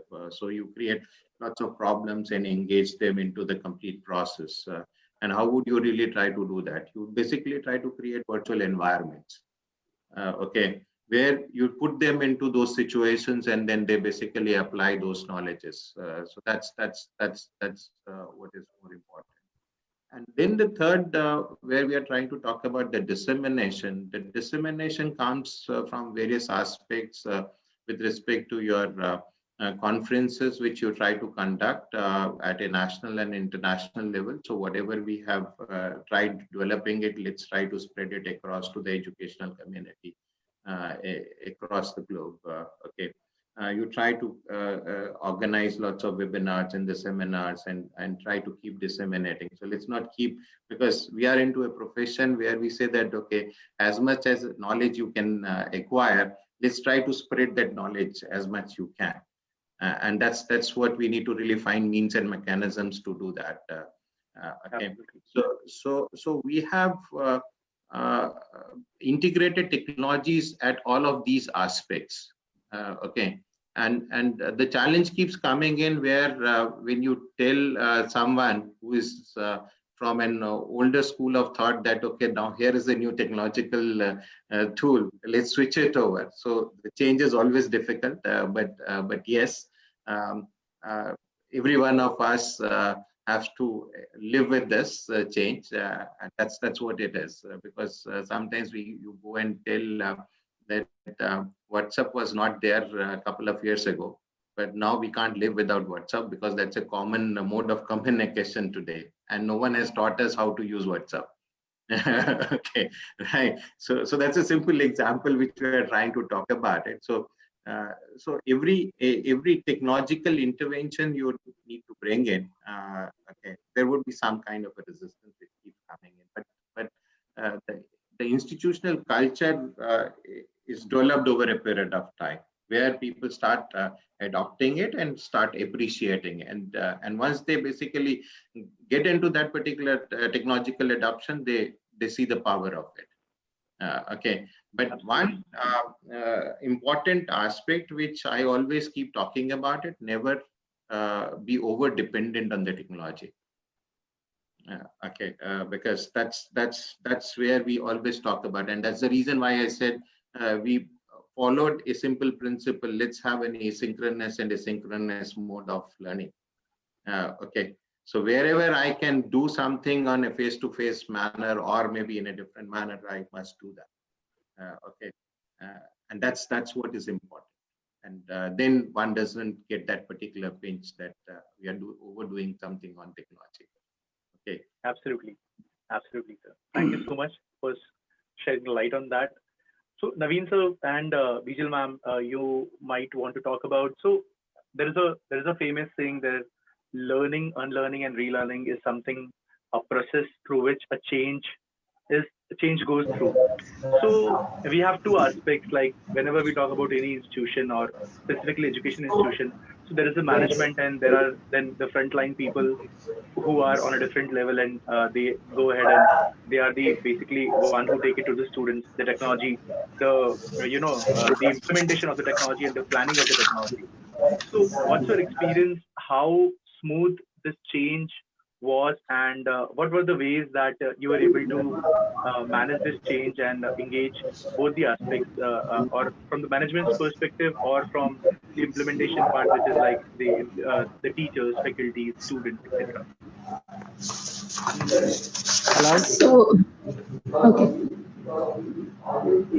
Maybe, yeah, Naveen sir, Naveen sir, you may start. Okay, so Naveen, after Naveen sir, I will start. Okay, Naveen sir, you can continue.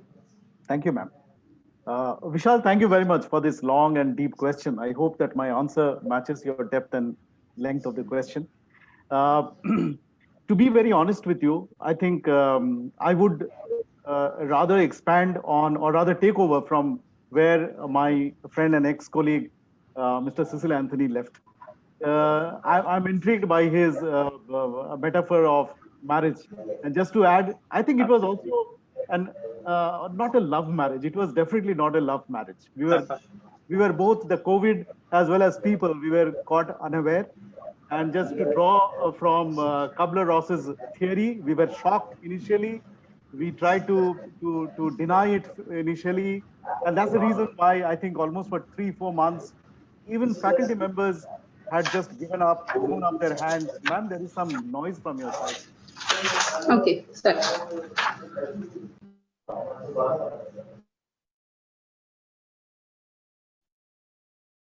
Naveen sir, you are on mute.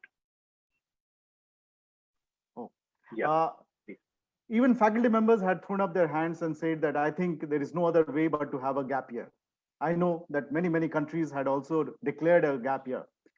But again, the theory also says that gradually you have to accept it and you have to integrate the shock in your life and move forward. I think today we are moving forward in a way. But let's also understand that the problems of a low social capital country with low technological capability. We are not talking about the technological capabilities of institutions. Here we are talking about the technological capability of a vast multitude of students and their segments of the society from where they come. We at Adamas University, which is a 5-year-old university, state private university, as Dean Academics, my role was basically to ensure that the transition from physical to blended is smooth. And I would say that I would give myself 5 out of 10. The issues are still many. And I think you raised a very pertinent question when you talked about the efficiency of the teaching staff also, and the teaching capability of the institution. No one talks about that. In fact, everybody talks about the methods of delivering what we used to deliver on a new platform. But let's put a hand on our heart, and faculty members particularly, are we digitally suave? Remember, the two worlds that we are talking about, the world of the teacher and the taught, earlier they used to meet. But in the new medium, they are parallel worlds. The students consider technology as an enabler. More than as an enabler, they consider technology as a liberator. Whereas we teachers, we still feel that technology is a enabler. We are overwhelmed with technology. I'm sure, for example, you had to remind me that I have to switch on. It's a classic example of our inadequacies to some extent. We assume that the students don't have these inadequacies. For them, technology is a medium to get informed, whereas we still feel through this overwhelming nature that technology is there to make us more and more knowledgeable. And that's the reason why we have patience. And look at our students, they don't have patience. Absolutely. The flipped classroom, actually, the philosophy of flipped classroom is from the need to be instant knowledge gatherer of the student and the patience that we have in clearing doubts. And these two worlds, the parallel worlds, are now forced to meet. Again, to borrow my ex-colleagues' words, these are now forced to meet and consummate. I hope that future would be better. It would be much more engaging for the students. We would be able to leverage technology for engagement rather than just dissemination. And that's a big challenge. We are still grappling with it.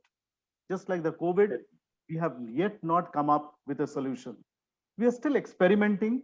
There are challenges, student digital divide of the multitude of students, the digital literacy of faculty members. These are challenges that we have to overcome.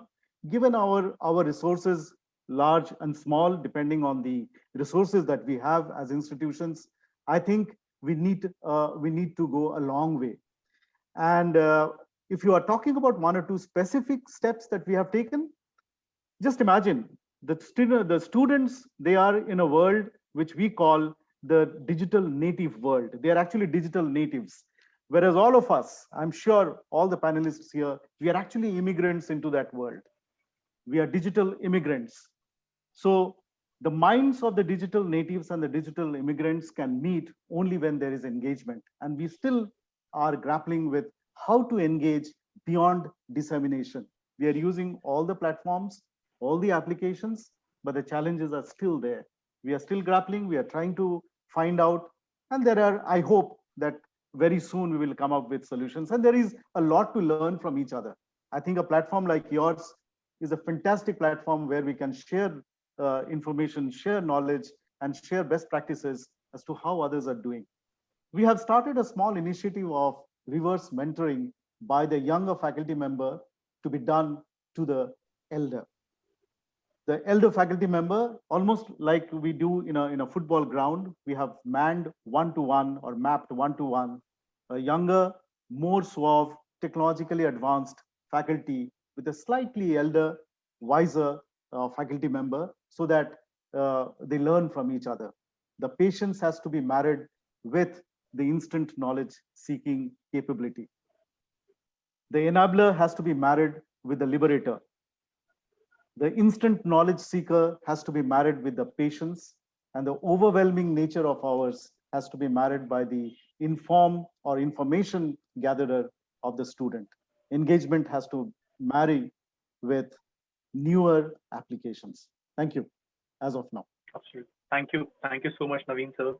And moving to Bijal ma'am, you can share us the experience when we talk about Parul University, Vadodara, almost being from a tier 2 city, how this has impacted how technology has helped you to reach out to students and continue with the situation and make the best out of it. Right. Over to you, Bijal. Thank you so much. First of all, congratulations to entire team and all eminent speakers who delivered we can say that very tremendous amount of thoughts in era for this digital era, and how this digital era can convert problems in a form of opportunities. I must say that, see, whenever any situation we see initially, it may be in a form of some challenges or some problems. But at Parul University, at Faculty of Management Studies, I would say that whatever the innovative initiatives we try to adapt, I think now we feel that now more emphasis is given towards the engagement dimension. And that is the most challenging problem all over the world, whether we talk about the Indian education system or global education system. So here we can say that I would like to throw a light on the online engagement, content development. That is the more challenging thing when we interact with the students in a classroom, in a online classrooms. The more challenges that we face, that is, we can say that their active involvement. So here we can say that we started developing the e-content specifically course-wise for the students. And now we can say that here the more emphasis should be given to the personalized learning, customized learning, and experiential learning. Each and every student is having a different need. If that need has been identified and if it will be offered to the concerned students, I think they will enjoy the learning. And how to make enjoyment of the learning? By providing the different types of mentoring activities as well. As previous speakers, Naveen said, emphasis on the mentoring system. We gave more emphasis on the mentoring system apart from that online engagement, where we can say that just-in-time mentoring, one-to-one mentoring, formal mentoring, it's a type of different mentoring where we need to identify that whatever the problems are faced by the students and how we can overcome that problems.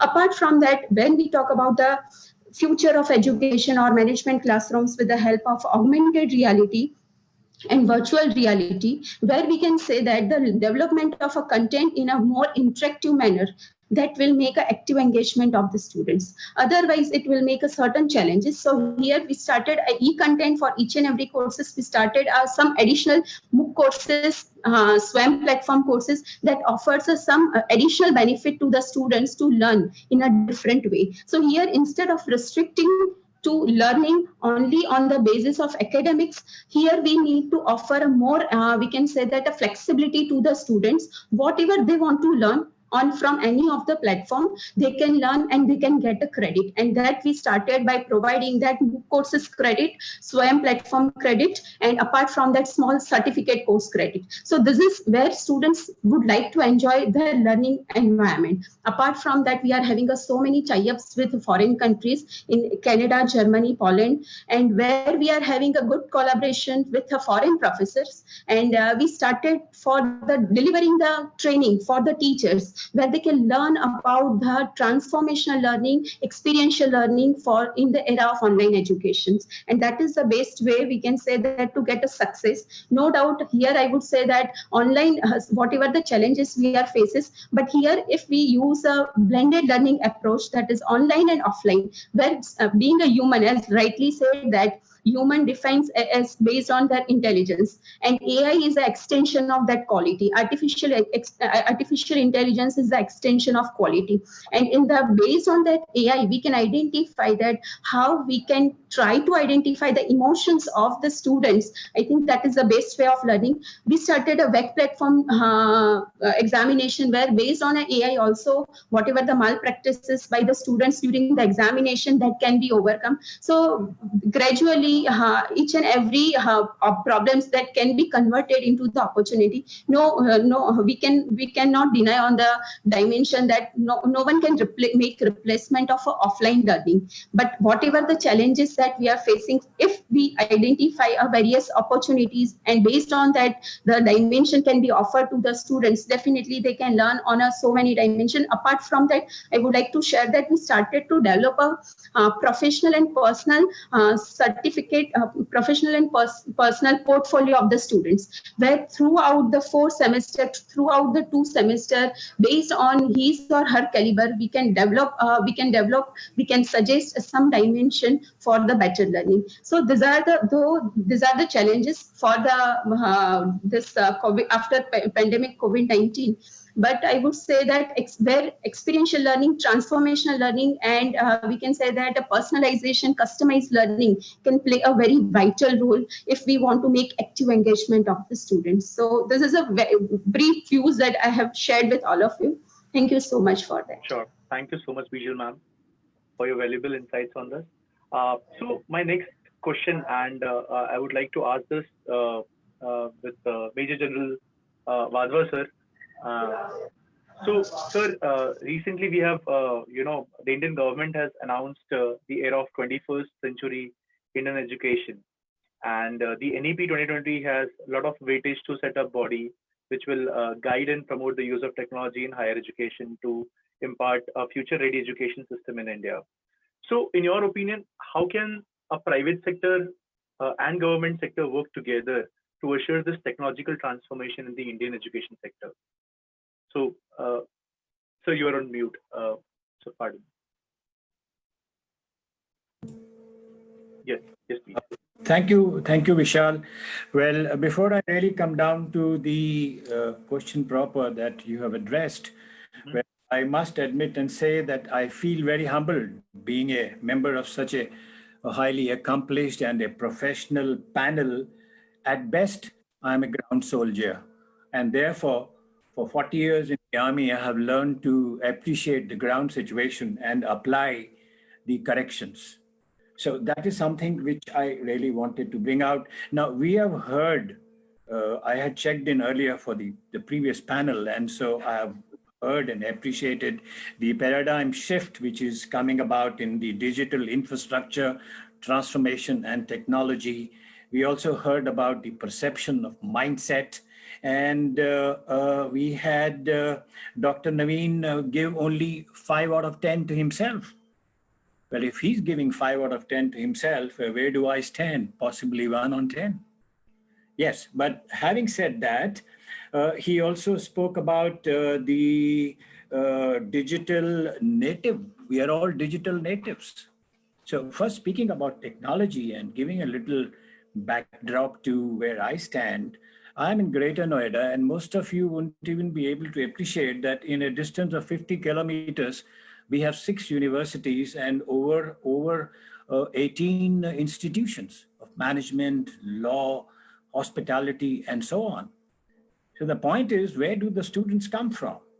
Well, to make it brief, they come from all over, primarily Northeast. rural areas looking for urban culture. So when we had to think of, inducting technology, when this lockdown came for communicating, for teaching, learning processes and admissions, and counseling and orientation and convocation and so on, what did we think of? Well, it is obvious that the means available, emails, text and web chat, mobile apps, social media, and so on. And finally, as everybody else, we homed on to MS Teams and Zoom platform and Google Suite and so on.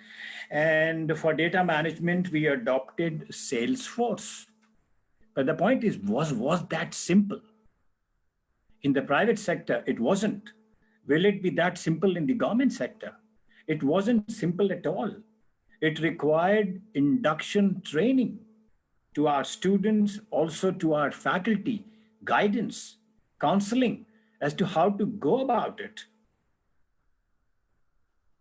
That was the start point. But today, things are stabilized. And we, like the others, are doing absolutely fine.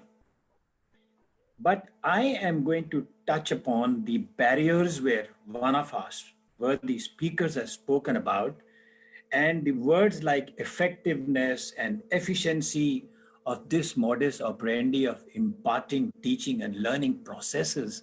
Where is it taking our students to? At this stage of post-graduation, if I'm referring to MBA or PGDM, what exactly is he looking at? He's certainly coming to everybody and to me looking for a job in a wonderful market. And it is our first and foremost duty to train him, to make him placement worthy. And how do we do that? By working on his personality from day one. And I, as an army man, would believe as to where is the personality of a youngster developed? Is it in the classroom? Or is it in the confines of his residence? No, never. The personality of youth, of a man, of a youngster is developed by being in a group, sharing views, talking, playing on the play field. That's the culture of ILM to which I belong. Having retired in the year 2006, I joined IILM Greater Noida in the year 2007. And for the last 14 years, one has just focused on that. Now that has brought the associated issues and problems on which I would like to spend a few minutes, maybe 3, in sharing the feedback that I picked up from the student community of West Bengal, Assam, Odisha, Jharkhand, Arunachal, Tripura, areas from where the students throng on to places like Greater Noida, right? So how has it affected them? It's easy to understand that when it is all work and no play and you are stuck to the chair for hours together with the parents and the elders becoming equal partners in the judgment seat, setback to their personality development, causing mental fatigue and stress, changing behavior patterns. I am only listing out the points which have emerged as a means of the feedback exercise which I carried on after we homed on to these platforms, confining them to their homes, right? And not forgetting, of course, the morale of the faculty. The question is, are these all the banes of the new normal that we are talking about? Certainly, these are. The quality of life has gone down. There is no group activity. There is direct impingement on the health of the students. The parents are talking about it. The parents are reporting that our kids, some of the very bright students, are going into some kind of depression. You would have heard the World Health Organization report last week giving out that the new normal, which the entire globe is operating, there are innumerable instances of individuals, young and old, going into a state of depression. Right now, if that is so, we had to do something as an education institution So in IILM, then we passed down this responsibility to Center for Emotional Intelligence, a center with us, which is manned by Dr. Abha Singh, a highly qualified professor in the area of behavior sciences and psychology. And so we conducted programs, capsules, and modules in mental health on with the theme Mind for Mind Health.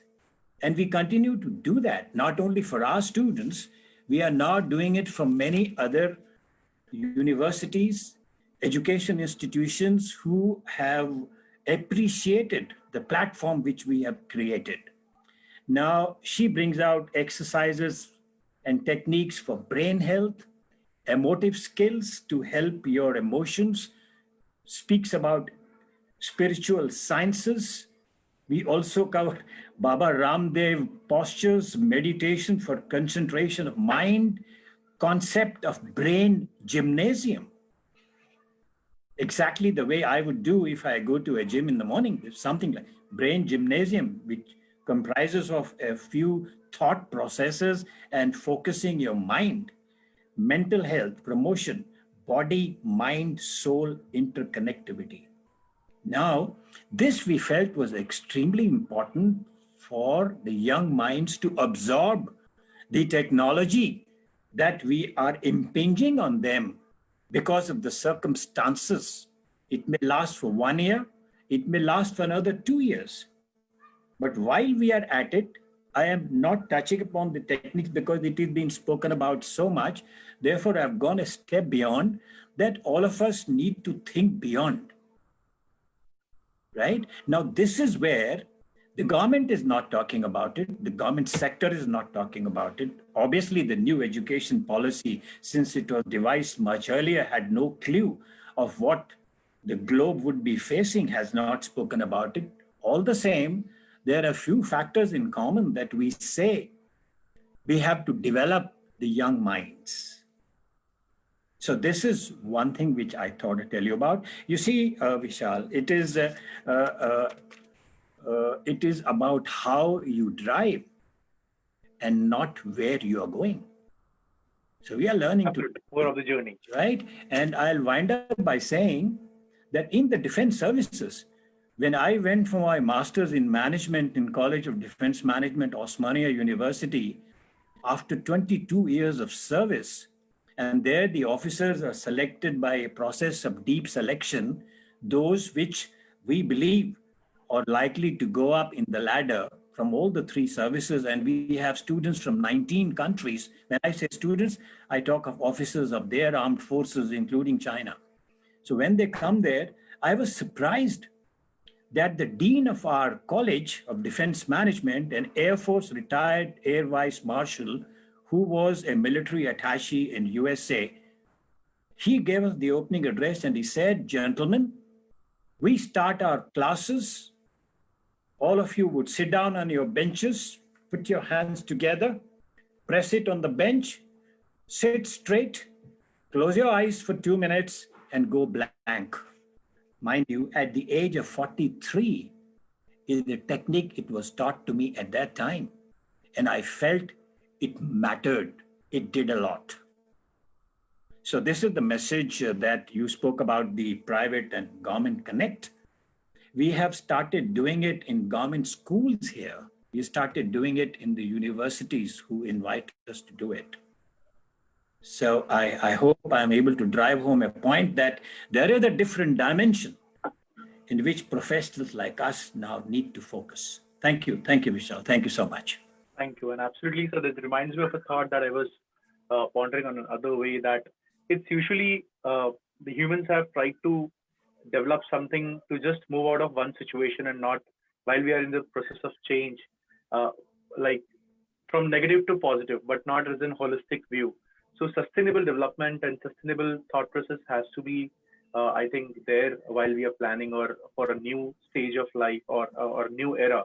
So it's not just about, as mentioned by a lot of other eminent speakers, that there has to be a holistic approach while looking at the education and not just because of the pandemic and all situation, but you have to look at how immersive this can be and how collaborative, in what collaborative manner these both can be implemented, so that we don't want to change the entire thing after a couple of years again.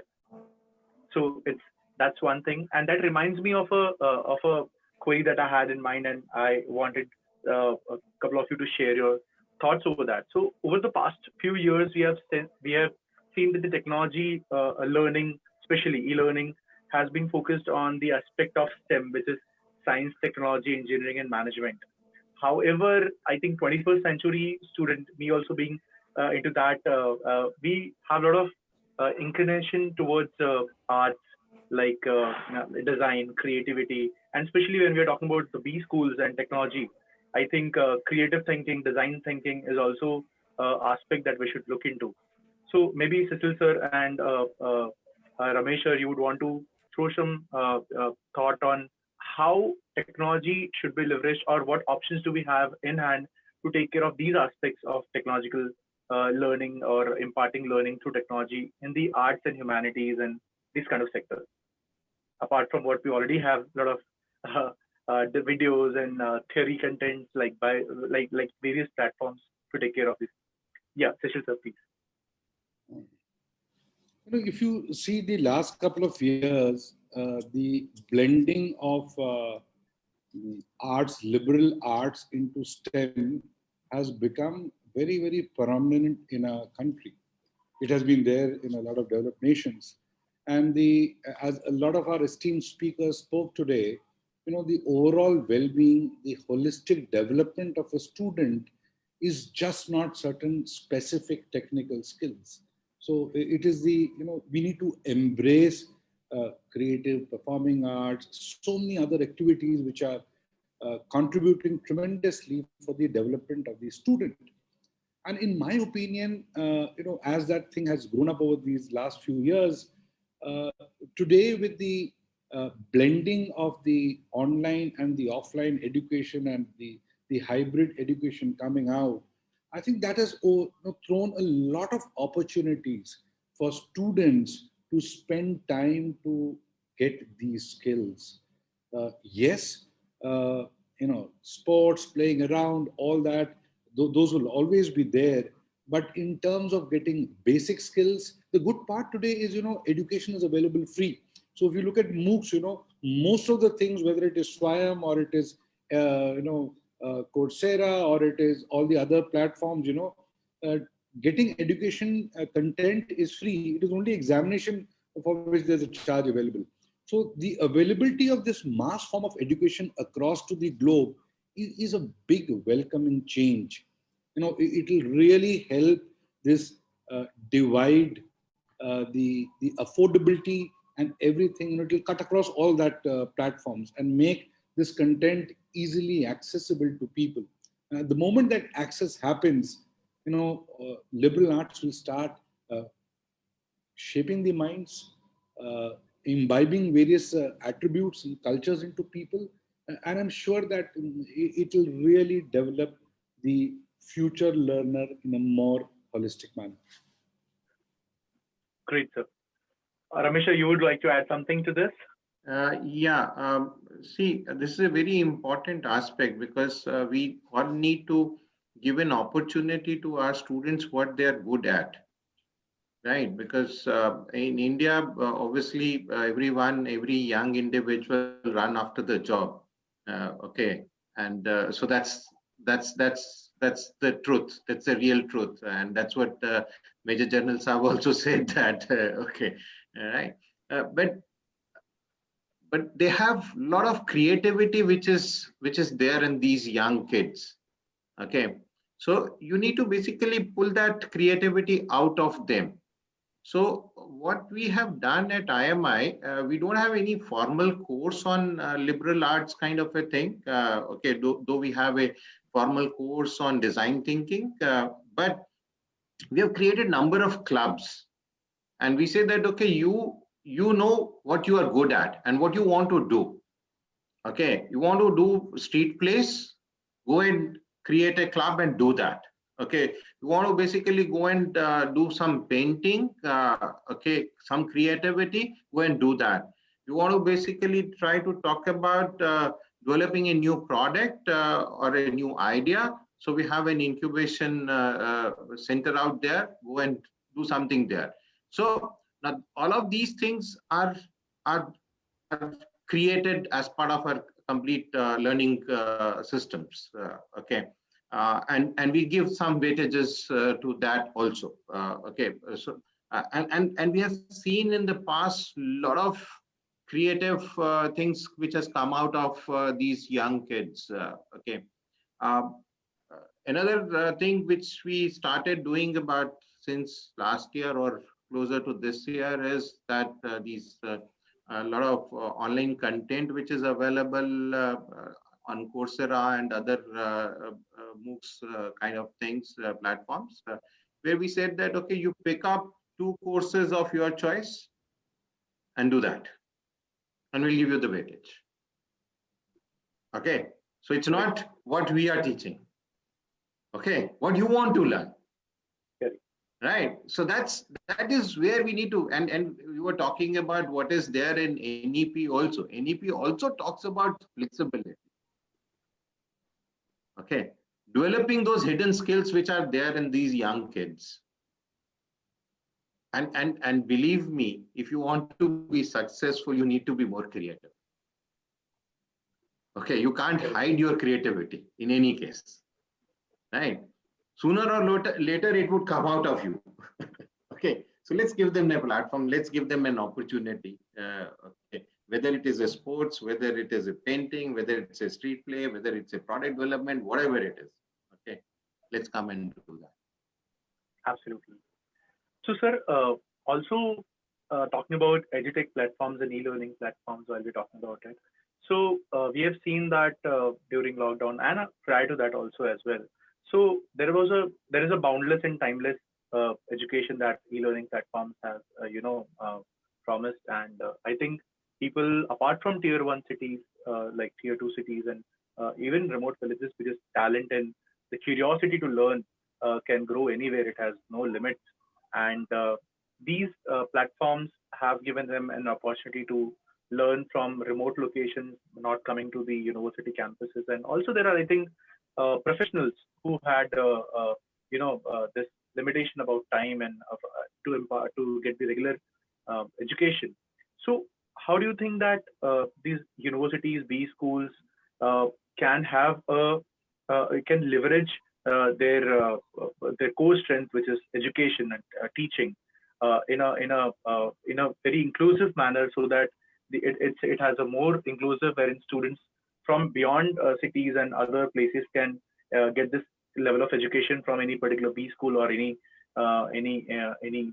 particular university for that sake.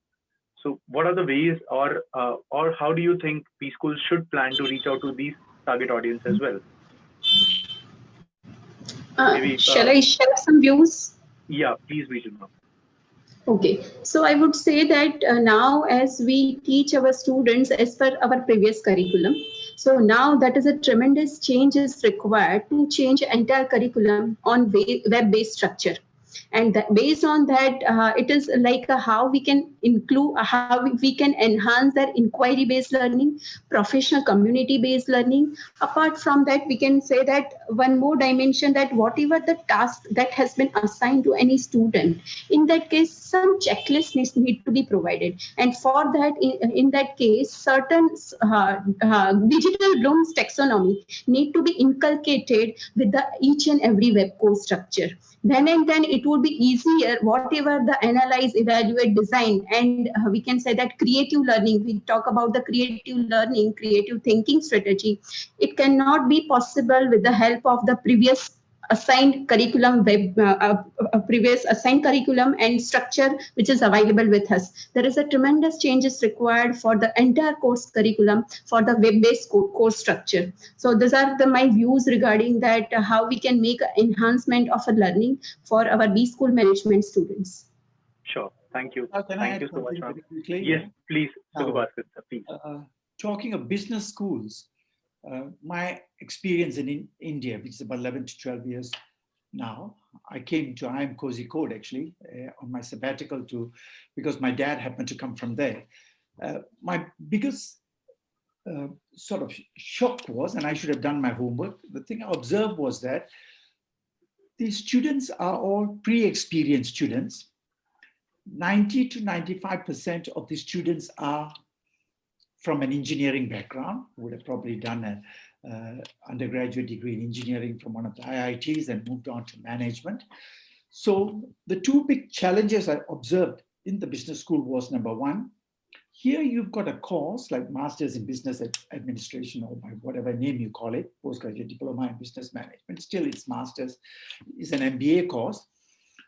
You are adopting practices, teaching practices, learning practices that were designed for post-experience students from a diverse background. So the level of peer-to-peer learning or peer teaching that you could adopt in the classrooms was within inverted comma challenge, but I addressed my challenge quite easily, but it's a challenge. It's very diverse to what happens in a US business school or an Australian business school, etc., which is where I spend a lot of my time.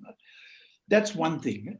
The other thing is the perspective towards knowledge as opposed to a learning outcome.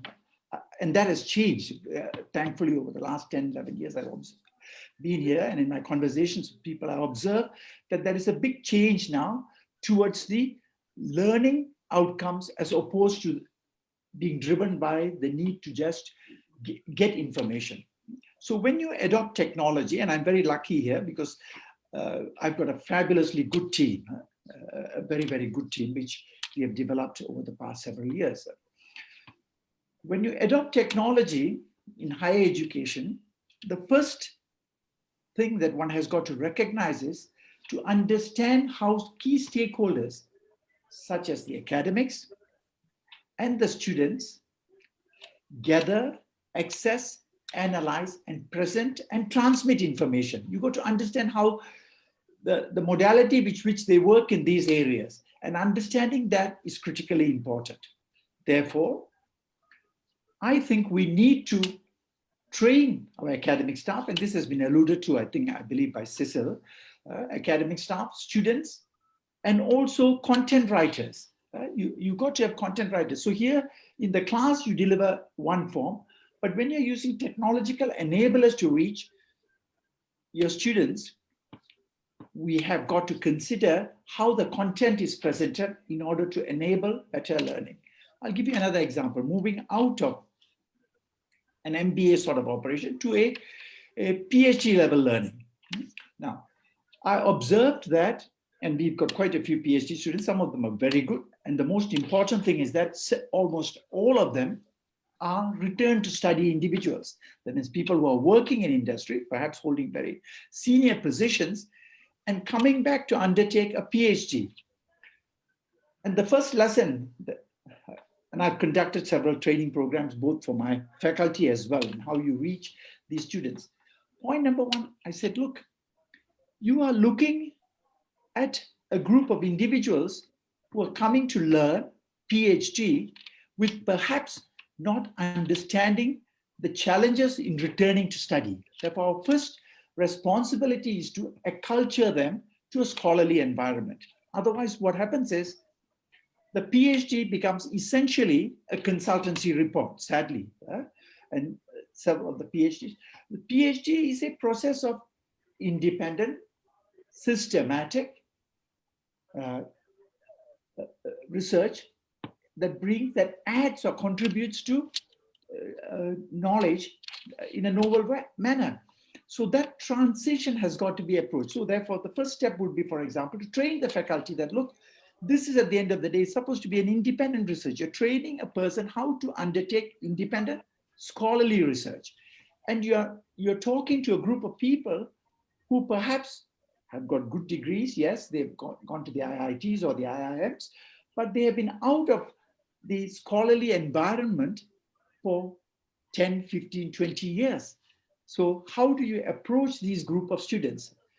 So I think there has got to be much more integrated approach. It's not even in technology itself. You just don't adopt one technology and yet add another technology for something else without looking at it holistically and integrating the thing and understanding how the stakeholders go about the process of learning and disseminating knowledge.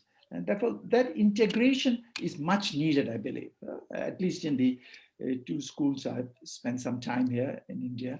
I think that seems to be absent, whereas in most institutions abroad, even with your PhD, it doesn't mean nothing. Every 2 years, for example, you're required to at least complete a teaching learning course conducted by the university, because you always have got to upgrade your skills because the students come from different backgrounds and need to be trained and need to be developed. Therefore, how you engage with students is a very important process. It's not sort of giving them information alone, but encouraging them to do, I think Cecil had alluded to this, to peer-to-peer learning, number one. And another practice that I adopt is peer-to-peer teaching. Therefore, for example, a person of my age, 40, 50 years of working life, I would approach students in a totally different way. And sometimes it's useful to transmit that knowledge from a student onto other students. Therefore, encouragement of, for example, peer-to-peer teaching is a very effective mode of, and there is a lot of research in this as well, which shows that it's quite an effective manner in which to develop the skills, knowledge, aptitudes, orientations of students. I think I'll stop there. All right. Yes, Madhav sir, please. Yeah, Vishal, I just wanted to add on to what our worthy professor had just narrated. During the last 14 years that I have been now out of the army in the education sector with ILM, I had the privilege of visiting a number of B schools across the globe, and I named some where our students are studying. Fanshawe College in Toronto, HEC University in Finland, the Normandy Institute, Management Institute in Paris, and Yan Institute in Spain, similarly in Frankfurt. I think I have been there a number of times over the last 15 years and stayed there and seen their pedagogy and the methodology. Where did I find a stark difference in what we do here and what they do there? Therefore, I thought it just struck me that it is very important to bring out that I noticed that predominantly out there, they at this level, when we are teaching postgraduates, undergraduates, to complete post-graduation, the pedagogy is more in the form of participative, management. I would find that a professor would teach for 30 minutes and then throw open a subject either in the classroom or outside the classroom or in a boardroom, take the students there, throw open a subject and say, discuss. He would sit in a corner, make them speak, and then ask the groups sum it up, and then finally give his summing. Now, this is something on the lines of what we have in our services selection boards when we, as youngsters want to join the army, we have to be discussing a lot. It just reminded me that I went to the SSB in the year 1964, but what I saw now at the age of 70 in these global institutions, do we have a case to think of this form of pedagogy? To some extent we have, but do we need to lay a larger stress and give an opportunity to these young brains to speak up, to express, to criticize, to appreciate? That's where lies the real format of education, the way I see it, and the way I am implementing here in ILM strictly, the way I want to do it. I'm running this institution. Thank you. Absolutely, absolutely, sir. I think that's the even. I just make one point. It's fabulous what you said, and quite definitely, I'm not familiar with Finland and those countries, but my experience is mostly in Australia, USA, England, places like that, more Anglophone countries. It doesn't seem to vary too much.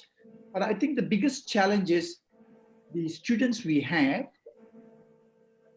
they are not sufficiently diverse. They don't come from different, diverse, not in cultural diversity alone. I'm talking much more professional diversity. If everyone comes from an engineering background, or 90% of your students come from engineering background, and they do not have that work experience, then in a class like an MBA class, it becomes quite a challenge to co-create knowledge, because the perspectives tend to be very similar, and therefore the role of the instructor becomes very important in facilitating this. He almost works like a moderator in a focus group, and that capability to draw knowledge from them and provide them different perspectives to that knowledge becomes extremely important, I think. Yeah. And that's the skill in also asking questions and providing different perspectives is extremely important. So the student engagement is very, very important, I believe, at the MBA level, certainly. And the ability also to develop, like I think somebody alluded to this, the ability to change from just interpreting facts, as in a case study, just interpreting facts, to being able to bring in higher order thinking and critique and analyze and compare and retrospect and work through that mechanism. So our focus should be in developing the higher order learning skills of the students. And that's very, very important, I think. And that's sometimes overlooked. Absolutely. I think that way the modern definition of leadership also changes, where it was earlier to leverage and to delegate the responsibilities. It's more on to keeping our students on the front end, be at the back, just to let them feel that you are there with them wherever they need any help or support or suggestion. I think that's where the students of today's, when I think Naveen sir and others also mentioned that student is already a learner, and there are various ways where he can grab learning, and all we need to be a guiding light to them and a strong support, where they can feel that my leader is there, leader as a teacher is there whenever I need them. And I think that's the kind of support a modern leadership in terms of higher education, because we're not talking about the school education, we're talking about the higher education students. I think this is what the leadership of a teacher or a leader would be. Yes, Naveen sir, I think you wanted to add something. You're absolutely right, Vishal. In fact, I'm sure all my learned colleagues must be knowing this, but still at the cost of repetition, our pedagogy has also transformed and gone into heutagogy through andragogy.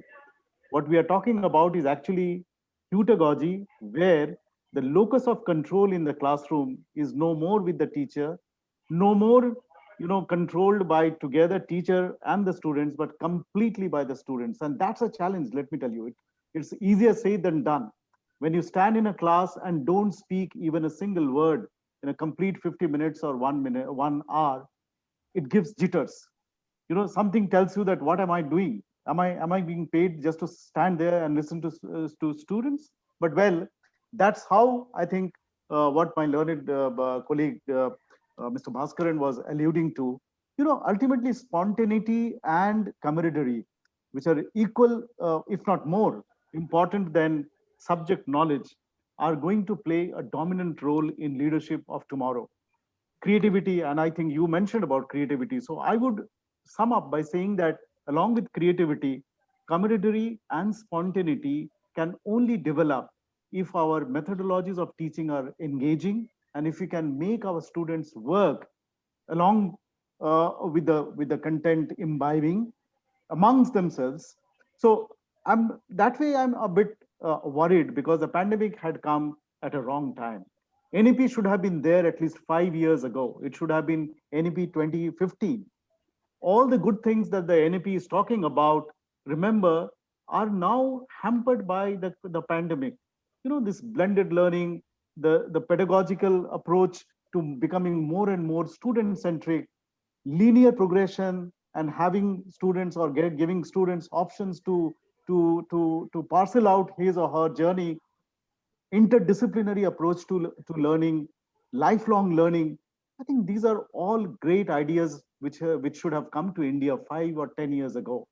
I'm sure many of the forward-looking institutions must have already had them. So I think, and that is where the strength of leadership comes, even leadership of institutions. If we don't teach our students how to take stock of their context, and then have their learning situated in those contexts, we will not just produce MBAs, but we will produce lopsided critters and absolute, single track professionals.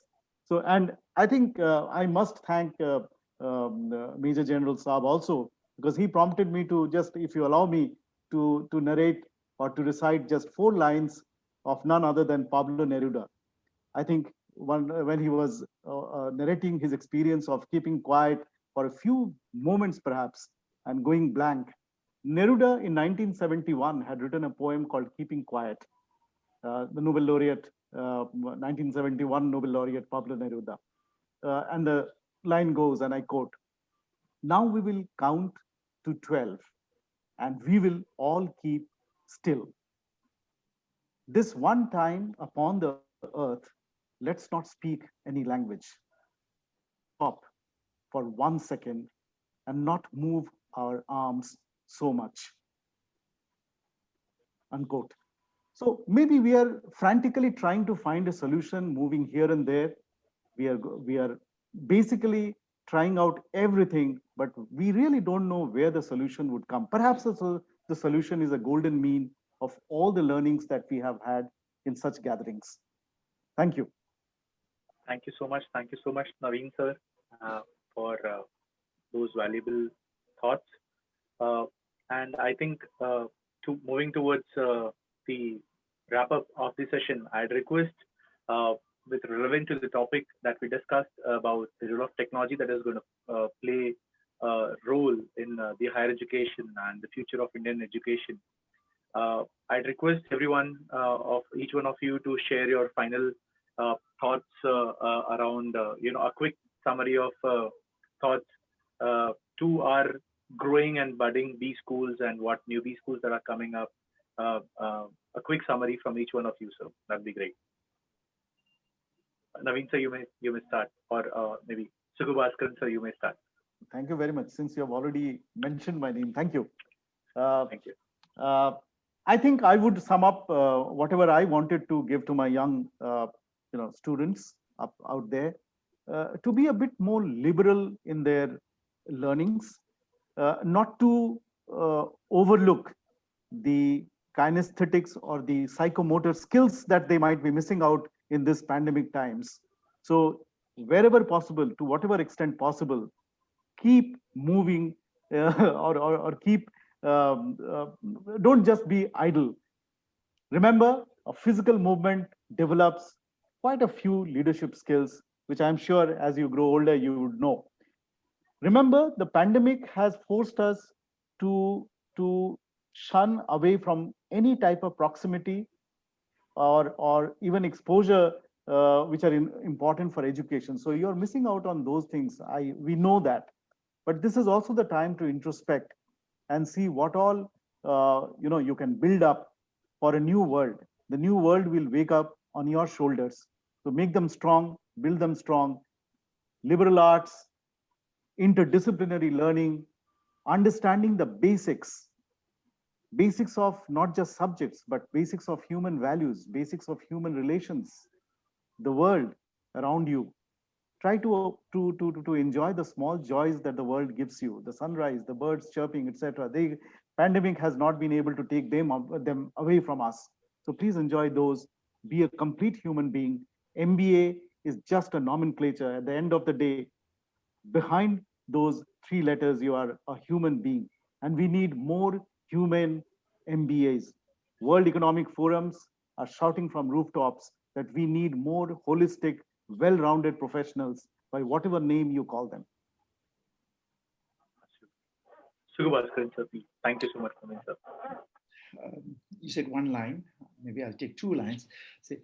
I think the important change that I've seen is there are major changes going on in India's higher education, but what makes me highly appreciative of what's going on is there is increasing recognition that there is knowledge gap, that we need to learn, we need to adopt, we need to engage with others around the world. And that itself is a fabulous achievement, I believe. There is increasing knowledge now than when I first came. We know everything, there's nothing to learn, sort of an approach, you know what I mean? I think that's changing in many quarters with the recognition that it's a globally integrated world. We got to learn from each other, and that engagement is critically important. And I see that change happening. And that gives me a lot of strength and happiness to see that, okay, if a learner person knows that he does not know everything. And often this idea of overstating things or basing matters on very poor evidence is a weakness that I had observed. And I see that being transformed quite rapidly. And I'm fascinated to see this. I'm really, I think we are going in the right direction now. Absolutely. Cecil sir, your thoughts? Yeah. To this young learning community, the youth of this world, lockdown has really given us a very big opportunity. And the way we look at education in the future, I see, some 5 critical things which are really there. One, and of course, which I spoke about before, was equity. So there's going to be a lot of access to high quality content available to all the learners, probably free of cost. They should make the best use out of it. They should also make the best use of balancing the right and the left brain, a lot of activities which are available there. On the second pillar, it is the role of the teachers, the professors. It's going to be a very transformative time. I would say that they are going to be more of tech experts for tomorrow. They have to be technology experts in the days to come. So a lot of imbibing of this technology. So the role of the teacher also changes, and it becomes much more learner-centric education, as Naveen rightly pointed out. And then this role of the student itself, gone are those days of end semester exams and this and that. It's going to be all about assignments. It's going to be all about continuous assessments. A lot of what the so-called extracurricular talked about is going to be part of the mainstream curriculum. Assessments are going to be really different in the days to come, much more creative in nature. And then another part is going to be the technology and the data-driven institutions. So there's going to be a lot more adoption of technology. In the past, it has been more for maybe accepting education delivery. It was meant for usage in a lot of other areas, but now education delivery is also going to be absolutely technology-driven, data-driven. A lot of data getting available, a lot more specific. As one of the eminent speakers said, individualized, personalized learning. And then, of course, the last one is our respect to the environment. I think this entire lockdown really taught us the importance of the environment, the youth, all of us, different age groups, different generations, millennials, centennials, Z, everybody, we really need to respect this environment around us. That is going to decide how the world will shape for the future. Thank you. Thank you so much, Cecil sir. Very well said. Thank you. Ramesh Well sir, you may want to add or a quick summary to it. Okay. No, everyone has talked about too many things, but I'll just talk about one point, that students of today and tomorrow must do what they enjoy doing the most. And they get deep into that because a lot of content is available. Okay. So whatever is my interest area, I must basically try to be the best in that particular interest area. And another skill which we all human being has is an observation skill. And I said to my students also that you must keep observing your environment all across and keep enjoying that. right? And there's a lot of learning through that, lot of learning through that. So today we are missing the peer group, but obviously when we sit with the peers, okay, and we just sit and observe them and don't do anything, there's so much of a learning which is there in that particular phase also. So these are the 2 points which I would basically talk about it. Okay, thank you very much. Thank you, Ramesh. Bijal ma'am, you'd want to summarize the whole thing for our audience and for listeners? Definitely. Thank you so much. I think all eminent speakers delivered on a very various dimensions, and it would be really great learning today that how we can inculcate not only the digital era technology, but holistic development of the student that play a vital role. And all this management students, they would be a future leader. So how we can inculcate value-based leadership among them by offering diverse views, not only academic views, but we should offer a various flavors to them. Apart from that, we can learn so many things on online platform with the online virtual communities, and that can be added advantage that how students can learn with the help of online virtual communities, whether it is a social media or whether it is a professional networking sites. So these are the all various dimensions. We can say that it would enhance the overall learning system, though it is challenges, but that challenges can be overcome at the end of the day with providing innovative solution to the entire globe, entire state, and we can make a more, we can say that experienced leaders in a for the future generation. Thank you so much. Just I would like to congratulate the entire team and all speakers that providing such a wonderful views on the era of how we can inculcate digital learning with a new innovative initiatives. Thank you. Thank you so much, Bijal ma'am. Major General Wadhwa sir, your final conclusions to the audience. Not more than a minute, really, Vishal. Knowledge, information, and content was always there. It was always there in plenty. It is even now there. It is just the platform of the way we are now communicating this knowledge, information, and content from the teacher to the taught has undergone a change because of the pandemic situation. Possibly it would stay that way. The technology would be there, but is there. We have successfully adopted it. Possibly it will go on becoming more and more, it will be refined as time goes by. My worry is that are we in a position to imbibe this technology to make it very effective and efficient platform of teaching? That is where we as elders have to play a very significant and an important role to ensure that this platform provides us a two-way communication and at the end of the day does not reduce to merely listening and not communicating. That's all I wish to state. Thank you, Vishal. I just want to add one thing, Vishal, that I think all my esteemed speakers would agree with it, that the last 6-7 months, the one biggest thing which we missed is the youthfulness and the vibrance of a campus.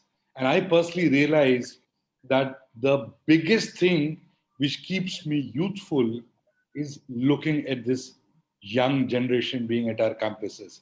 And the importance of that, the learnings from all of them, which we all take directly, indirectly, I think that's the biggest loss which has happened in the last 6-7 months. I would 200% teachers to all of us. They give a lot of youthfulness to all of us. Absolutely. Absolutely very well said, sir. And I think most of the education, even the students are missing that life. We have heard it from, even we as while we are working with companies, we miss being there with our colleagues and discussing or having a chit chat around some or the other topics. I think that's the basic human behavior that we want more people. We want to socialize, and that can't be taken away. Absolutely. So thank you so much, all the eminent speakers and ASMA for giving this opportunity to discuss this very, very important aspects. With I think the takeaway for a lot of people would be that technology will pave its path, and all we should is not be a closed-handed to it. We should embrace it with open hands, heart, and mind, and we should evaluate to further create a parallel world wherein those who were not being able to afford it, I think technology can be used in such a manner so that we can reach out to more audience and more number of people to leverage what we can do the best, which is our core competency. And I think the future will be already bright. And as India is already known for its education quality, I think slowly and gradually we'll be achieving the global standards and setting a benchmark on that. Thank you so much. And now I'd like to hand over to Mr. Chandan Anand. The cycle is round and it's back to you, sir. Over to you. Thank you so much, everyone. Thank you. Thanks, Vishal. In fact, lovely moderation done by you. You know, handling such an eminent, renowned and very senior academicians and educators is not an easy It's job. a very tough job. So well done, well done, Vishal. So as now we all are graduated for the new beginning, I wish that we still stay foolish and we still stay hungry. So this is what the Steve Jobs have been saying it. And so adoption, improvisation, and collaboration. So this is what is the conclusion coming from the entire day's session and topics which we were discussing is. So ASMA has taken this opportunity and has, we are opening this platform more of networking, more of collaborations. And started a couple of months back. This, in fact, education leadership conclave.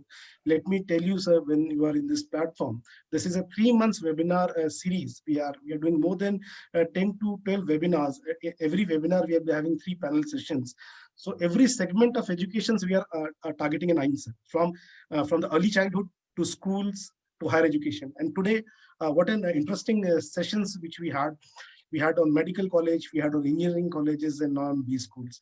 So all the aspects of higher education institutes from this country gave a very insightful and very knowledgeful, deliberations since morning.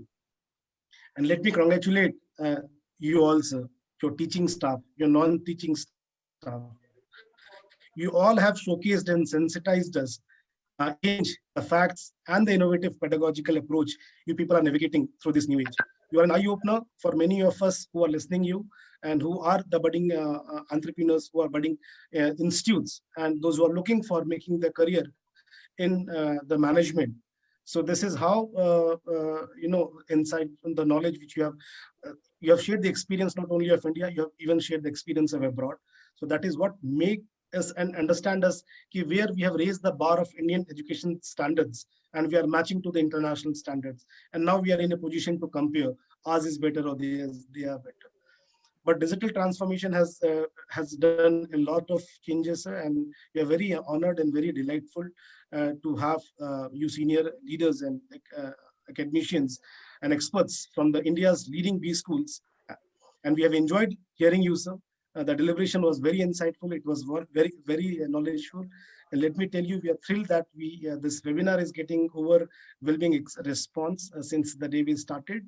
And just to flash one slide over here, so I would like my backend team to flash one of the very important session which we are coming on 27th of November. So what we are doing, sir, we are honoring and felicitating top, Indian women ladies who have done tremendous work in the field of education. So can I appeal the backend team to flash the screen? Yeah, thank you so much. So this is the calling for nominations for this particular event. The event is India's top 20 women leaders in education 2020. The event is on 27th of November. So here we are inviting applications from all the women leaders who need to take up the leadership role in every sector of society. So many women leaders have successfully made their journey from educators to entrepreneurs to educational leaders. Celebrating this journey and success stories can help inspire many others to follow their footsteps. So this special edition of ELC 2020 will talk about the success stories of women leaders in education and some of the ways in which women can build successful organizations through innovative leadership. So a nice deliberation will be happening, and we have 10 nomination category which is open for year, and our advisory committee and the jury members will be selecting 2 members from each of the category. And here comes the opportunity to felicitate them, honor them, so that we have other inspiring leaders in the women's sector coming up. So that was an announcement before concluding this session. I thought I should definitely give it to you, sir. So thank you so much for again coming, sir, and accepting our invitation, and thought that this audience and this webinar must be addressed. Believe me, sir, along with me, I definitely understand that there are many other viewers who would still like कि ये session इतनी जल्दी खत्म क्यों हो गया, इसको और चलना चाहिए था. And the right truthful justice would have been that कि at least ये session जो है एक दिन भर का रहता, if not for 1 hour. So, but still, we got to learn so much from you, sir. So thank you so much again, everybody. Stay safe, stay positive, and stay tuned. Thank you. Thank you. Thank you, everyone, on behalf of entire team at Noble Reforms. Thank you. Thank you so much. Thank you, Vishal. Thank you so much. Thank you, everybody. Thank you. Thank you. Bye-bye. Good night. Bye.